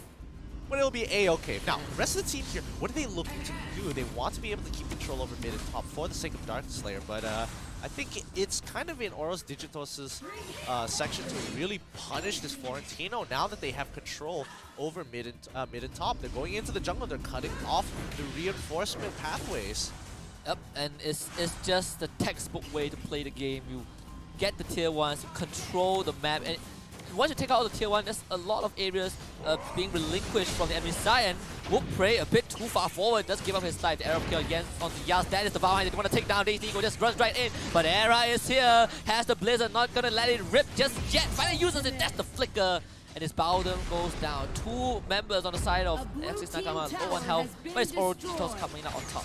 Oh, close game overall, but Oros Digitos is pushing up ahead with their 4K lead. They're going to be taking another turret, and that's going to put them well ahead of their opponents. I think it would have been a good idea to just went straight for the Dark Slayer at that point, but it looks like they are playing the objective game. They want to collect at least get components for their 3rd item before they can say, hey, we can use the Dark Slayer, we're going to end the game off of that push. Yeah, and Valheim actually survived the whole ordeal. I thought he was gonna die, for sure, but somehow makes it out with 1 HP. It's another one of those violent situations. It's just something about Valheim, you know. It's something about Valheim. It's the hat. People with cool hats and cool hairstyles survive. Must be the cyborg enhancement. You don't know cosmetics, you know. The advantage is my skin helped me win, but it looks like DIY taking quite a bit of damage from Urza as well as AIM, but now a full fight breaks out. Eco's in trouble. Arrow of Chaos does land Days Nico, and Nature's Prison does catch him too, but there's no follow-up. They can't. The tank is low. They didn't. Oh man, I guess they were confident they could pick it up, and everyone was like, "All right, I'll just give you the." And it was too late. Yeah, because Days Nico was too low to engage. Had he been in a healthy state, I think the Axis Nakama would have collapsed immediately. But without the tank, you don't really want to jump in like that. You know, Era is there, he has the Blizzard, that's huge AoE. They're gonna try to kill Vindicator and they might find him, but the knockback! His Spirit, wrong area of the hood. Now he dies. Days Nico without the ultimate is just a beef. He meets you, he takes everything, and he will go down. Now Rav trying to do the damage with Arrow of Chaos, not gonna get it just yet. Flickers over the wall, but look at Valhai letting it rip through the wall. Rav doesn't survive that. It's AIM with the bullseye, and Oro Digitos now looking for that high ground tower. Yeah, Vindicator is just so happy because everybody tries to press. Oh, no, but he's gonna be going down a Sky Blue, and that's the beauty of Quillen. It is alright. Tier 3 going over to Oro Digitos. DIY getting stunned. That's the stun but coming out from the Valheim. Not enough to kill off the Hayate just yet, but Oro Digitos in full control. And Darkslayer is still on the board. Yeah, and now with Oros Digitos, they've got a significant lead ahead. 6k in the bag. Now they can probably force out a lot of these fights. I personally feel that they should be looking to, you know, kind of set up a perimeter around that Darkslayer to force Axis to kind of come into them. So once you have the position, you can collapse and maybe look for a couple of picks and force them in a position where it's like, hey, it's either you come and deal with us and you try and face check, or we're going to take the Darkslayer. Yeah. Seems like right now is Oro Digitos having full domination around the map. Axis Nakama has even more on their plate to deal with. It is the super minions of raining in from the top lane. You leave it there for 2 waves and suddenly your base is jeopardized. And Oro Digitos, they know that. They have full control of the Darkslayer area. All it takes is just one fight and we might see the end. Spirit knows that. He has to back off. Yeah, and now Oro Digitos, they are collecting up their 3rd item. Some even building components for their 4th. It's going to be a tough game ahead for Axis Nakama, but they need to be able to either steal away the Darkslayer if it is started or find a good fight where they come up on top. They need to start taking these 50-50s. Yeah, and then Sky Blue, he had a great start, the double kill, he got the assassinations through, but after that, has not found much success, and partly because it's just not easy when there's Era's AoE. The Blizzard is just too much to deal with. You jump in, you take a hailstorm. It's tough. Oh, they're gonna face check once more. Prey is gonna get a 1 catch onto Nico, but is that gonna be enough? Ooh, oh, they flicker over the ultimate. They do not get caught, but great Arrow of Chaos from the disengaged Axis Nakama. Holding on, they're still keeping their composure with that, but they're losing structures, and that is good enough if you are Oro Digitos. Now, straight to the Darkslayer pit. I think honestly it's not too bad considering that Days Nico. I mean, yes, you do lose an ultimate, but you got 2 flickers on 2 primary targets. I mean, obviously AIM doesn't have the flicker at all, so now you have an opportunity whereby if you're on top of it, they can't really get out. But he doesn't have the ultimate this time. Okay, the face check. Oh, you can't do that all the time. It's definitely Darkslayer for Oro Digitos. We talked about how Rav saved Days Nico with the 3-man Arrow of Chaos, but it did not matter in the end because of that face check. You have... you just can't do that. You can't do that, man. You gotta respect. Vision is a powerful thing, especially when you don't have wards in a game like AOV. Sky Blue probably should be the one looking to potentially go in with the invisibility, but he's got to be careful. Prey again, not able to get that 300 IQ play. Oh, but it's okay. They released the Drake. They unleashed the Beast. Now it's 2 lanes that Axis Nakama have to deal with. Coupled up with the super minions pouring in from the top lane. That is all 3 lanes being pressured. And now, Era is just kind of just controlling the area, making sure that staying in between the 2 is too difficult. Okay. This is the prison. Yeah, Nature's Prison goes down, which means that Oro Digitos, they have a good way to start the fight. Can Axis Nakama pull this off? Days Nico gets frozen. There's the Blizzard coming in. He flickers away, but then Excalibur clips him. He dies. Rev moves out as well. Now it's a 5 versus 3. Oro Digitos looking for the juggler. Yas just runs him down. That's the Valhai 101. Click him, tap him, double kill. That's the ace. And this is game 1. Oro Digitos, fantastic start.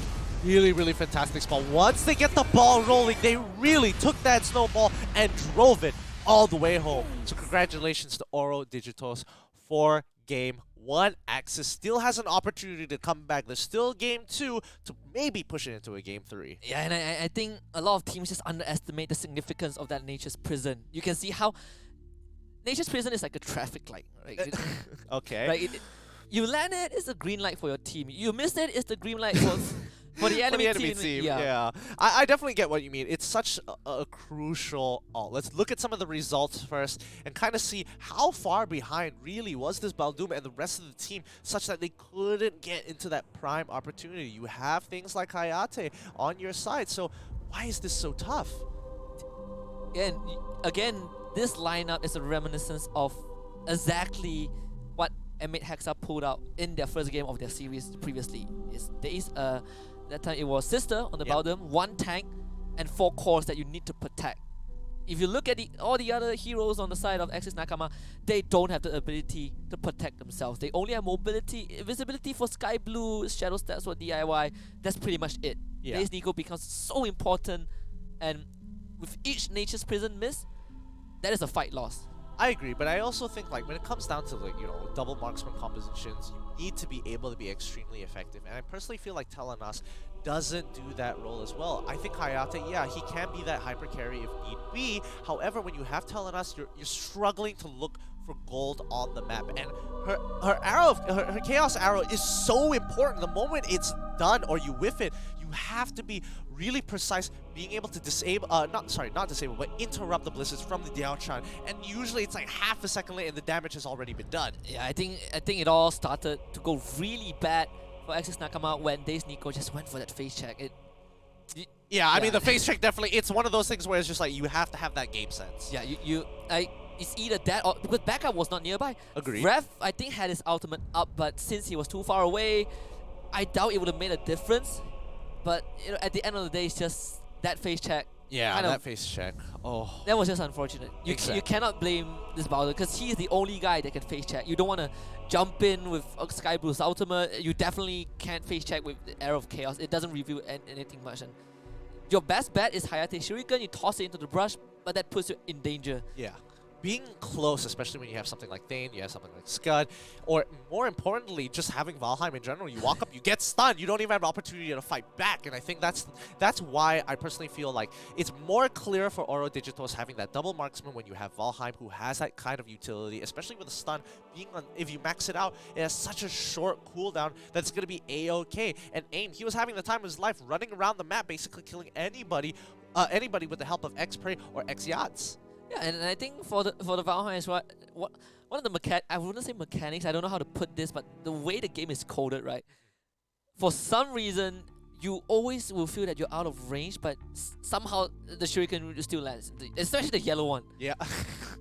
I don't know if it's like the solo queue mentality or like too many bad experiences, but like it's always yellow, it always lands. How does he always do it? How do you do it? I'm just gonna say, for me, it's a bad experience because I always felt like I was out of range, but you know it follows. You know it's one of those awkward positions. Yeah. I definitely can relate, but for me, it's violent. That's the one that really gets me. But enough of us for now. If you guys need to get a break, drink some water if you've been watching, put those eye drops. We're gonna go on a short break, and when we come back, it's gonna be more AOV action. Hey Sophia, let's break up. Wait, what? With your telco. Can I? Just switch to Udo and you can customize your mobile plan anytime. Am I data too? Yep, if you switch to Udo. Are you sure there are no hidden charges? Nope, what you see is what you get. How do I get it SIM? Just order it and we'll send it over. Catch! So I just slide to customize? Like this? That's right, it's fully customizable. So how do I switch to Udo? Just download the Udo app to get started. I love you too.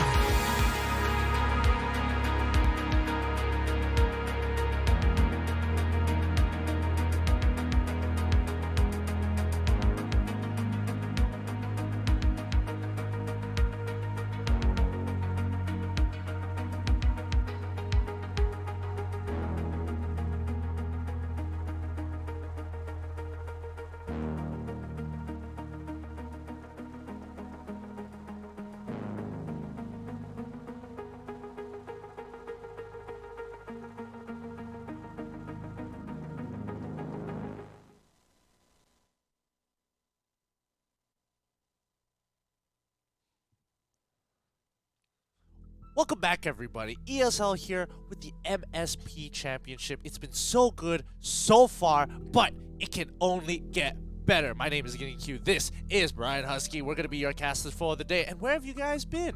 If you've been sticking around with us, it's been some great games. Oh yeah, Quality games. oh, it's just insane plays coming in from our model team. We've witnessed 4 teams so far. This is the final series, or the second series of Group A between Axis Nakama and Oro Digitos. But before we cruise into the second game, we do have to remember that this would not have happened without our sponsors and partners. Mercedes-Benz Malaysia, hashtag Rise On, and of course Yudu. I love Yudu. Do you love Yudu? Of course I do, but let's go into the picks and bans. Let's get straight into the action. And game 1 was pretty interesting, but it can only get better. Axis Nakama, you know the old saying, right? If if I get the luxury to enjoy something, I'm not gonna give it to you. So Hayate ban, Panic taken out. That's fair. I do agree, but we know for a fact that Oro Digitos knows how to take a lead and really drive it all the way through. Like, they know their conditions, they know how to be patient and when to be aggressive. And that's what I can appreciate out of them. However, now that Axis Nakama, they're going to be able to get, 2 priority picks later on. And it's so early within, especially with the global ban pick rules, that it's going to be slightly advantageous to be on red side in a sense, because there are so many priority picks within the game itself. Yeah, and I think the best part about the global ban pick rule isn't just what we've been repeating so many times, that you can't repeat a pick for any heroes that you've used. It's just about the mind games as well. Now you have to really think, who do I pull out of the bag? I mean, more importantly than who to pull out the bag is whether or not I want to use the resources to get these priority picks to make my, my dream team draft. But I'm not going to be able to use it next game. But is it worth it? Like, do I want to do it now? Exactly, because they are 1 game down, and the pressure is on Axis to be like, okay, we need to perform here. If not, we're going to be dropping down to the lower bracket. So it's going to be tough. However, Oro Digitos, they can chill a little bit. But do they want to bring the resources now? Do they want to be like, hey, now it's the time I'm going to show you what I've got? Yeah, in the lower bracket, the gauntlet is not a fun place. Sure, you still get to play a best of 3, which is a silver lining, but there's it could potentially be your final best of 3, and that's true. No one wants to be in that position. It's staying this time, going over to Axis Nakama. They're taking a page out of Oro Digitos' book. Illumia now also locked in. The classic combo. Yeah, the classic combo in general.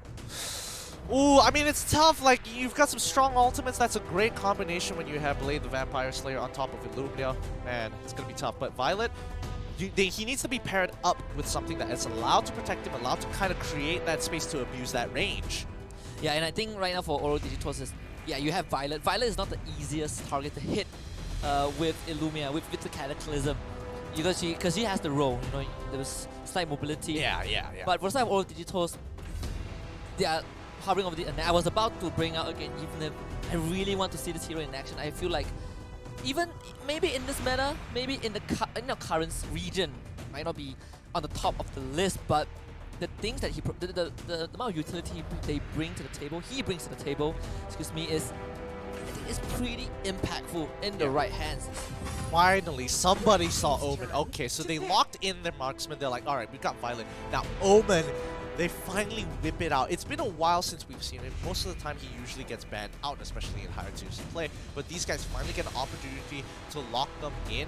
This is going to be a tough Darkslayer lane. Oh yeah, Omen, one of the best duelists. There are a lot of good duelists, but Omen is exceptional because he can push. You give him the Fafness talent, stretch to your max HP, your current HP, gets lifesteal, gets attack speed, everything that he likes. But I was expecting a Yenna to be kind of picked to match this Omen. It might just be that for Axis Nakama. Yeah, I think it's a really good idea because at least with Yenna, you have a lot more options for, in team fight. Not only are you great at dueling, but you also have like a great presence in the team fight itself if you can get to that position with a lot of her combos. So I'm excited to see whether this is how this is going to play out, especially with a really tough Darkslayer lane. Oh yeah, and it's not someone that Omen can just lock down with the ultimate and kill off easily. Yenna, you lock me down. Guess what? I have 2 sickles and a big crescent blade. Like, fight me. Sorry, you're locked in here with me. Yeah, it doesn't work that way. But yeah, now with Axis Esports, they're going for the bans. Valheim is going to be for Oro Digitos. Varus for the side of Axis Nakama. What are they aiming to do here? Get rid of, like, you know, hard CC, hard supports, ways to, you know, really lock the team down? Yeah, I think Oro Digitos, they might be looking for, like what you said, you don't want the hard lockdown. That is one. And also, you don't want to give away too much of teamfight capabilities, because if you look clearly, we're seeing the same pattern again. Yeah. No crowd control, no one to effectively help Oro Digitos start or end a fight. Annette is not the best candidate. Yes, she has the ability, but do you really want Annette who plays behind to go in front? Yeah, and I think it's a good point that you bring up that they don't really have a strong engagement. Yeah, sure, you have Omen, but it's like it's one of those things where he's not going to be running into a gigantic team and be like, you shall die this day. But it's kind of tough. So getting rid of Valheim kind of sets up for their later picks. Like, if we do have a strong engager, at least he won't just walk for 2 steps, get stunned, walk half a step, get stunned, oh yeah, 3 steps there, get stunned again. It can be very frustrating to deal with. It could at this point, I think if it's not for the normal tanks that we see, even a Lumber, to a certain extent, might be a pick that Oro Digitos want to consider. But Axis Nakama might bring the rabbit out of the hat for this one. Ooh, a Slims is a really decent pick here because, again, that chase capability, once those picking and chasing capability, great scaling overall. Overall, just a solid hero to begin with. But Oro Digitos, they want to, you know, play a little bit behind. Do they want to bring out Liliana? Do they want to bring up Elsu? They've got so many things on the table. What are they looking to round out their composition? Probably, I'm guessing, a tank of some sort and somebody who does magic damage. Yeah, I think Liliana is a way better choice. You don't really want to pick Elsu. And if there's anything that we've learned today is that you don't... If you want to play fast tempo, you don't want to run Elsu in a double marksman lineup. True, and not to mention that Liliana has some great options in terms of getting in and out of fights as well. Yeah. I was kind of expecting to see Tullen at some point of time, but it doesn't seem like a lot of these teams want to prioritize him. When you bring out Tullen, it reminds me of the Flash as well. At a certain point, right, at a certain stage of the meta, way back then, the Flash was the bomb. Cyclone Tornado, that's all you need. But last pick is going to be the Twin Neck. They bring the bug out of the hole. I'm excited to see how this is going to play out. The team comp overall is pretty squishy. I think they have a very strong early to mid game, but especially towards the mid game, if they can mitigate a lot of the damage coming in from the side of Axis, who don't exactly have a very strong pre-level 4 comp, I think they can slowly build up into the mid game and really take control of the game there and then. So what can Axis do to kind of deny that? Probably look for something a little bit more early game oriented to kind of punish the Knack, but they're running out of options here. Yeah, I think Sky Blue had a decent start, but towards the later stage of game number 1, he wasn't able to kind of perform. Maybe for the jungle role, he might want to bring out some... I don't think Morin is the best choice for me personally, but he's going to lock it in. We'll see how this works out. I personally don't like this. I like Morin, but man, this does not look good. I was about to bring it out, like, you told me about your story. Oh yeah, but I mean, Morin, he's got great range overall. He's a great way to kite around. He's got that double on. He's got extra on hits, especially with his passive. Looking at the comps right now, it's more or less Axis wants to play as a team. However, Oro has to be extremely careful. I mean, if they make a mistake in the early game, that could cost them the mid game, and that's kind of what I'm scared of for this team. Yeah, and I was thinking of instead of Morin, could be a Rogue as well. I think the Rogue you would be able to survive those crowd control. You have the big damage shield, and if Knack gets on top of it, at least you have a better fighting chance. Well, at least Morin has a knockback.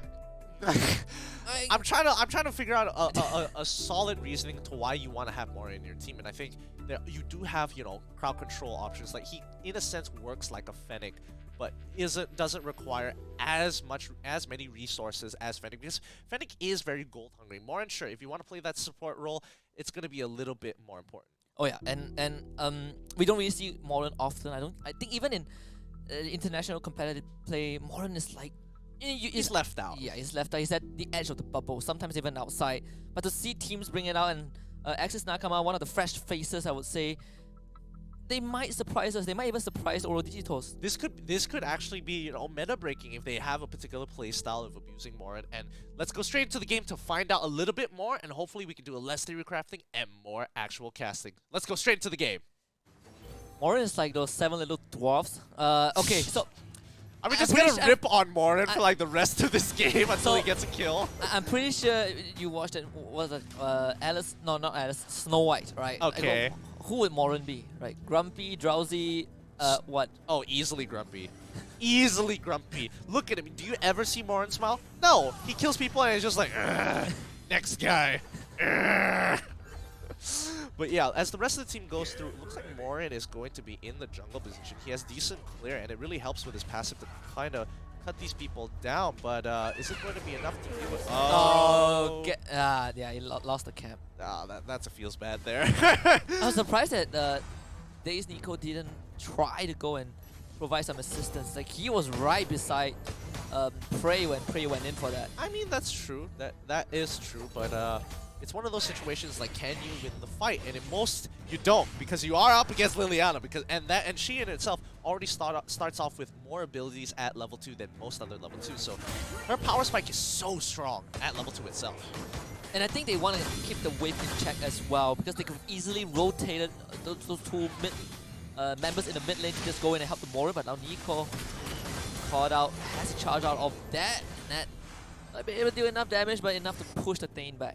And that's why Thane is so great in the early stages of the game. His stats is really great. Like Knight, he did a full combination on him and he barely chunked him out. So really good play, especially when you have 3 members on top of Thane. Like, wow, he really took it like a champ. Yeah, but right now it seems like Oro Digitos pretty clear on what they want to do. They're going to run into the Thane. And Daze Nico has to abandon the Abyssal Dragon. They're going to give it away for free because there's 5 members of Oro Digitos. They're not going to get the Abyssal Dragon and they will lose Daze Nico. The Thane finally gets put down. That's first blood for the Violet. I really thought Sky Blue was... Well, I mean, Sky Blue does pop the ultimate. It's on 4 people. That should have been the green light for the rest of the team. It's like, hey, we might as well abuse the fact that this field has a stun with the knockback. Yeah, and I think the only reason that X's Nakama, or one of the biggest reasons, is actually DIY was not level 4. She did not have the Cataclysm for that fight. And had she had it, the threat level would have been way higher. It might have went a bit better for X's Nakama, but she lands it. The first Cataclysm of the game onto 2, but unfortunately there was no damage. For follow-up is Daze Nico and Rev.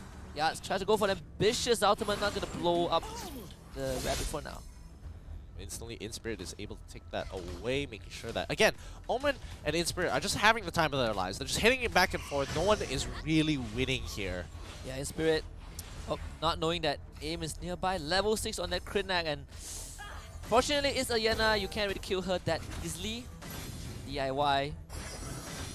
Having a decent melee. It's actually ahead in levels right now, and that is a good sign. Yeah, a good sign that everything is going swell. Digitos Auras up by 1.2k here, but it's not going to be too much. But they want to commit to this, do they? Daze Nico finds Prey, and Yaz gets hit by the Javelin, but again, Annette, perfect. This engages the fight with the slow. Diffuses the situation entirely. Great play coming in from Annette as the rest of the team is going to rotate down. They know that they're chunked out. Can they abuse this? And there's no heal for Daze Nico for another 10 more seconds. Daze Nico goes right in a bit too far. Morin pops the ultimate, but who cares? He takes the bullet and Prey finds the Annette knockback. That is 1, might be 2. Illumia with the ultimate Cataclysm right on top of 3. But unfortunately, the tower not doing enough damage. They all get up alive. And Oro Digitos, perfect execution. Ooh, I thought that Cataclysm was going to really change the course of that fight there, but Rev, he will take out Era! Oh! What? He's alive! What? He's still alive! How does he have 1 HP? Oh my goodness. I definitely thought he was supposed to die there, but that little shield, amount of shield. Should have died. Oh, that's such a feels bad. Oh my goodness. No retribution kill coming in for Axis, unfortunately, and Inspirit will continue the push to lane without having to worry about Omen too much. What? All Rev had to do was to tap once. I mean, really not sure what happened, but I mean, it was a lot of chaos overall, but I just have to say that it's a really unfortunate situation. It happens. Yeah, it happens. This is a Valheim situation. It happens a little. It's surprisingly happening a lot more often than I would have In this expected. series especially. Like Yeah. Oh, that's so frustrating. But Abyssal Dragon is still up for grabs for both sides here. Can they really, get any kind of priority? Man, that's a chunk. Yeah, and DIY. Lucky enough that he's near the tower. Within tower range, he'll get that extra protection. But Prey, not too worried. They bring Sky Blue in. The Dwarf is ready with his machine gun. But guess what? Backup is nearby for Oro Digitos. Daze Nico not having the greatest time of his life. Push right back. Abyssal Dragon goes over to Oro Digitos. And that's what happens when you have priority over the lanes, and especially when you are on first rotation, you gotta make sure that you abuse it. So bot lane, with their priority and with their position and range from the Violet, they're able to chunk out a lot of their members here. But is this going to be enough? Do they want to commit to this fight? Daze Nico, he's just going to hold back. He has been punished before from relentlessly, dashing into the fight to kind of clear the wave. Yeah, and that is a difference. And it's also a slight difference between how Daze Nico's Tane is played compared to Arcadia or a Prey, because they both took Flicker. Daze Nico, this guy took Q. I mean, he wants to be that support position. I don't think he's looking to be like... He's looking to make the plays, but he's not looking to make like a super play. But Sky Blue gonna take a bit... attacking Vindicated. Yeah, he Quite a does bit of damage, but... took the mind buff away. Great Cataclysm onto both Vindicated and Era, but can they go for the engage? And then again, he splits the battle line. Inspirit now taken now, and Noman says, "You are stuck with me," but the knockback from Inspirit can't even do the damage. Not enough. Yes, takes out Nico, and now Prey goes right in. Vindicator survives and just leaves with a double takedown. Gets stunned up by the Illumia, but he survives that. Oh my goodness, that's so frustrating, because especially for Yena, she was in prime position to actually take him out and maybe make a play for the entirety of the team, but not enough backup resources, as a lot of the cooldowns were all, and especially with the ultimates as well, were on cooldown. It's just a little too tough. Yeah, another unfortunate situation right there. Inspirit was locked down, but he fought back. We saw the potential of that Yena in that fight when everyone was clumped up. Like you said, damage was not there. There wasn't enough resources, and Oro Digitos now turning things up a notch, going for the tier 1 in the middle lane. Yeah, they're gonna try and siege as much as possible. Might as well. Violet, every time you have roll, just use the extended range to take out that turret. Yes, she does. They're gonna clear that wave, and now top side, it's a little scary for X-Aim to engage here. Yeah, and now Omen is going to start becoming a problem. X-Aim jumps right in, finds two, hiding in the brush. He might get punished. No, the horn rush heals him out. He still dies. But there's 2 kills for Oro Digitos. Fair trade. Fair trade, and well worth it as well. As you pick up Yena as well as Morin, two of the people who are ahead in this game. So worth their time. Yeah, Sky Blue. Yeah, it's definitely going to be a grumpy little dwarf when he gets back to that little hut. Oh boy. Hi, Snow White. I'm going to be coming back out in about 4 seconds. I'll see you in a bit. As the rest of the team, as the Oros Digitos is going to push on through there, looking to collect structures. And now Daze Nico, he's got a really tough job at this point in time. Yeah, you might as well just fall back to high ground. They cannot really engage this one. The range from Oro Digitos is just a bit farther than what Access Nakama would have liked. And the Omens, like I said, it's starting to become a problem. It locks down the rabbit. No jumping out for Ref. And that's why Omen is such a devastating hero in general. Like, if you are by yourself and if you are not part, especially with Slims, who usually needs some kind of form of support to help him out, you're by yourself, you're caught off guard, instantly Omen will get on top of you. Abyssal Dragon going over to Oro Digitos. And you need someone to constantly keep Omen in check, to kind of match with him in every lane that he goes. The moment you lose that privilege, like how Inspirit wasn't able to keep up, that's why Vindicator starts to do significant amount of damage. Yeah, I'm kind of surprised why the rest of the team didn't want to engage on him there, but I think they know that the Dark Slayer is under control over Oro Digital, so they have to be quick. They have to rotate there to contest it, but I don't think they don't have any time to actually do it. They're gonna give it up. Yeah, if they beeline towards the Dark Slayer, they might have started a fight, but they didn't know that it was happening. Daze Nico now caught out. Does manage to dash away, but looking super great for Access Nakama at this stage of the game. Vindicator is taking on 2 guys at once, and he is not afraid. Yeah, he definitely isn't. He is so big in this game. Look at him with a 7k goal lead. Single-handedly having a 7k goal lead. Like, wow. Ooh. That vacuum in from Prey. DIY down to 60% health. They need to land the ultimates of their life. And Daze Nico, this is the time for him to shine. Cataclysm on to 2. Javelin does miss. They're going to lose that high ground tower right now. The Dragon just do too much damage. That's one down for Exis Nakama. Vindicated. Well, a field trip for this guy, but yeah, they are just completely uncontested. The goal lead is too far. The biggest goal lead we've seen in today in itself. 9K. Woo! they might be able to end this game. Goes in, assassinates one. Rav takes a swarm of bugs.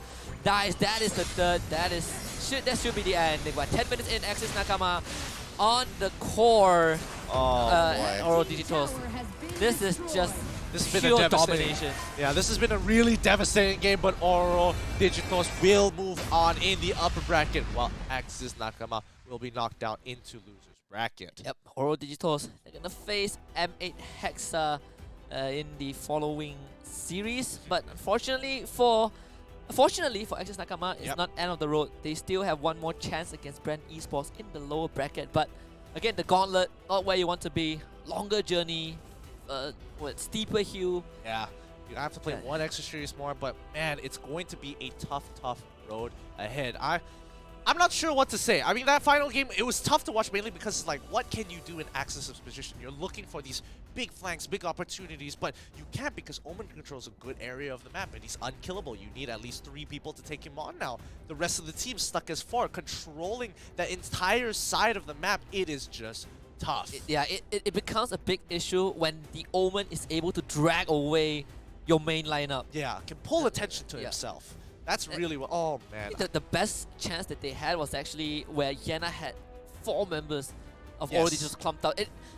She just needed a bit more from himself and the rest of the team, but the rest of the team was not there. That's the X factor of that fight, because everyone was super low. You can see how much Yenna was trying to kind of soak up the punishment, but at the end of the day, it did not happen. And bit of Valheim factor, you know. Bit of Valheim factor. Yeah, but I definitely agree. But let's look at the result factor here, because I want to see how big Omen got into this game here. But you have to get it.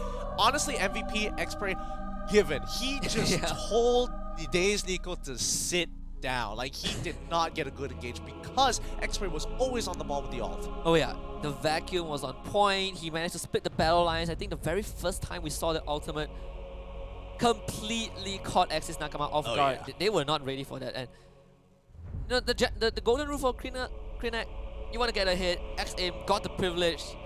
He was so ahead that he jumped into 2 cores and managed to kind of wither them down before he died. And not to mention that Violet, again, in these situations against the Slims, if you are playing around the javelins, and the moment she got that Omni, oh my god, she will cut down your turrets like butter. Yeah, and honestly, I think for the losing side, Illuman deserves the.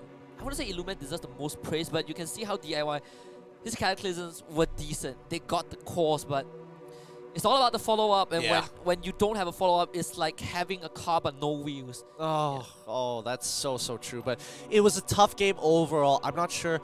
I doubt it had to do with with the draft more than anything else, because I do agree that Morin is in a little bit of an awkward position to really fight. And again, I think they were hoping that Morin could do. I think his ults were great. Yeah. His ults were great, and I think he got a stun once or twice. But he's looking for that big play, and it's still tough when the rest of the team needs to be there at that place at that right point of time. And it brings me back to the question: when Morin was picked, would Rogue be a better option?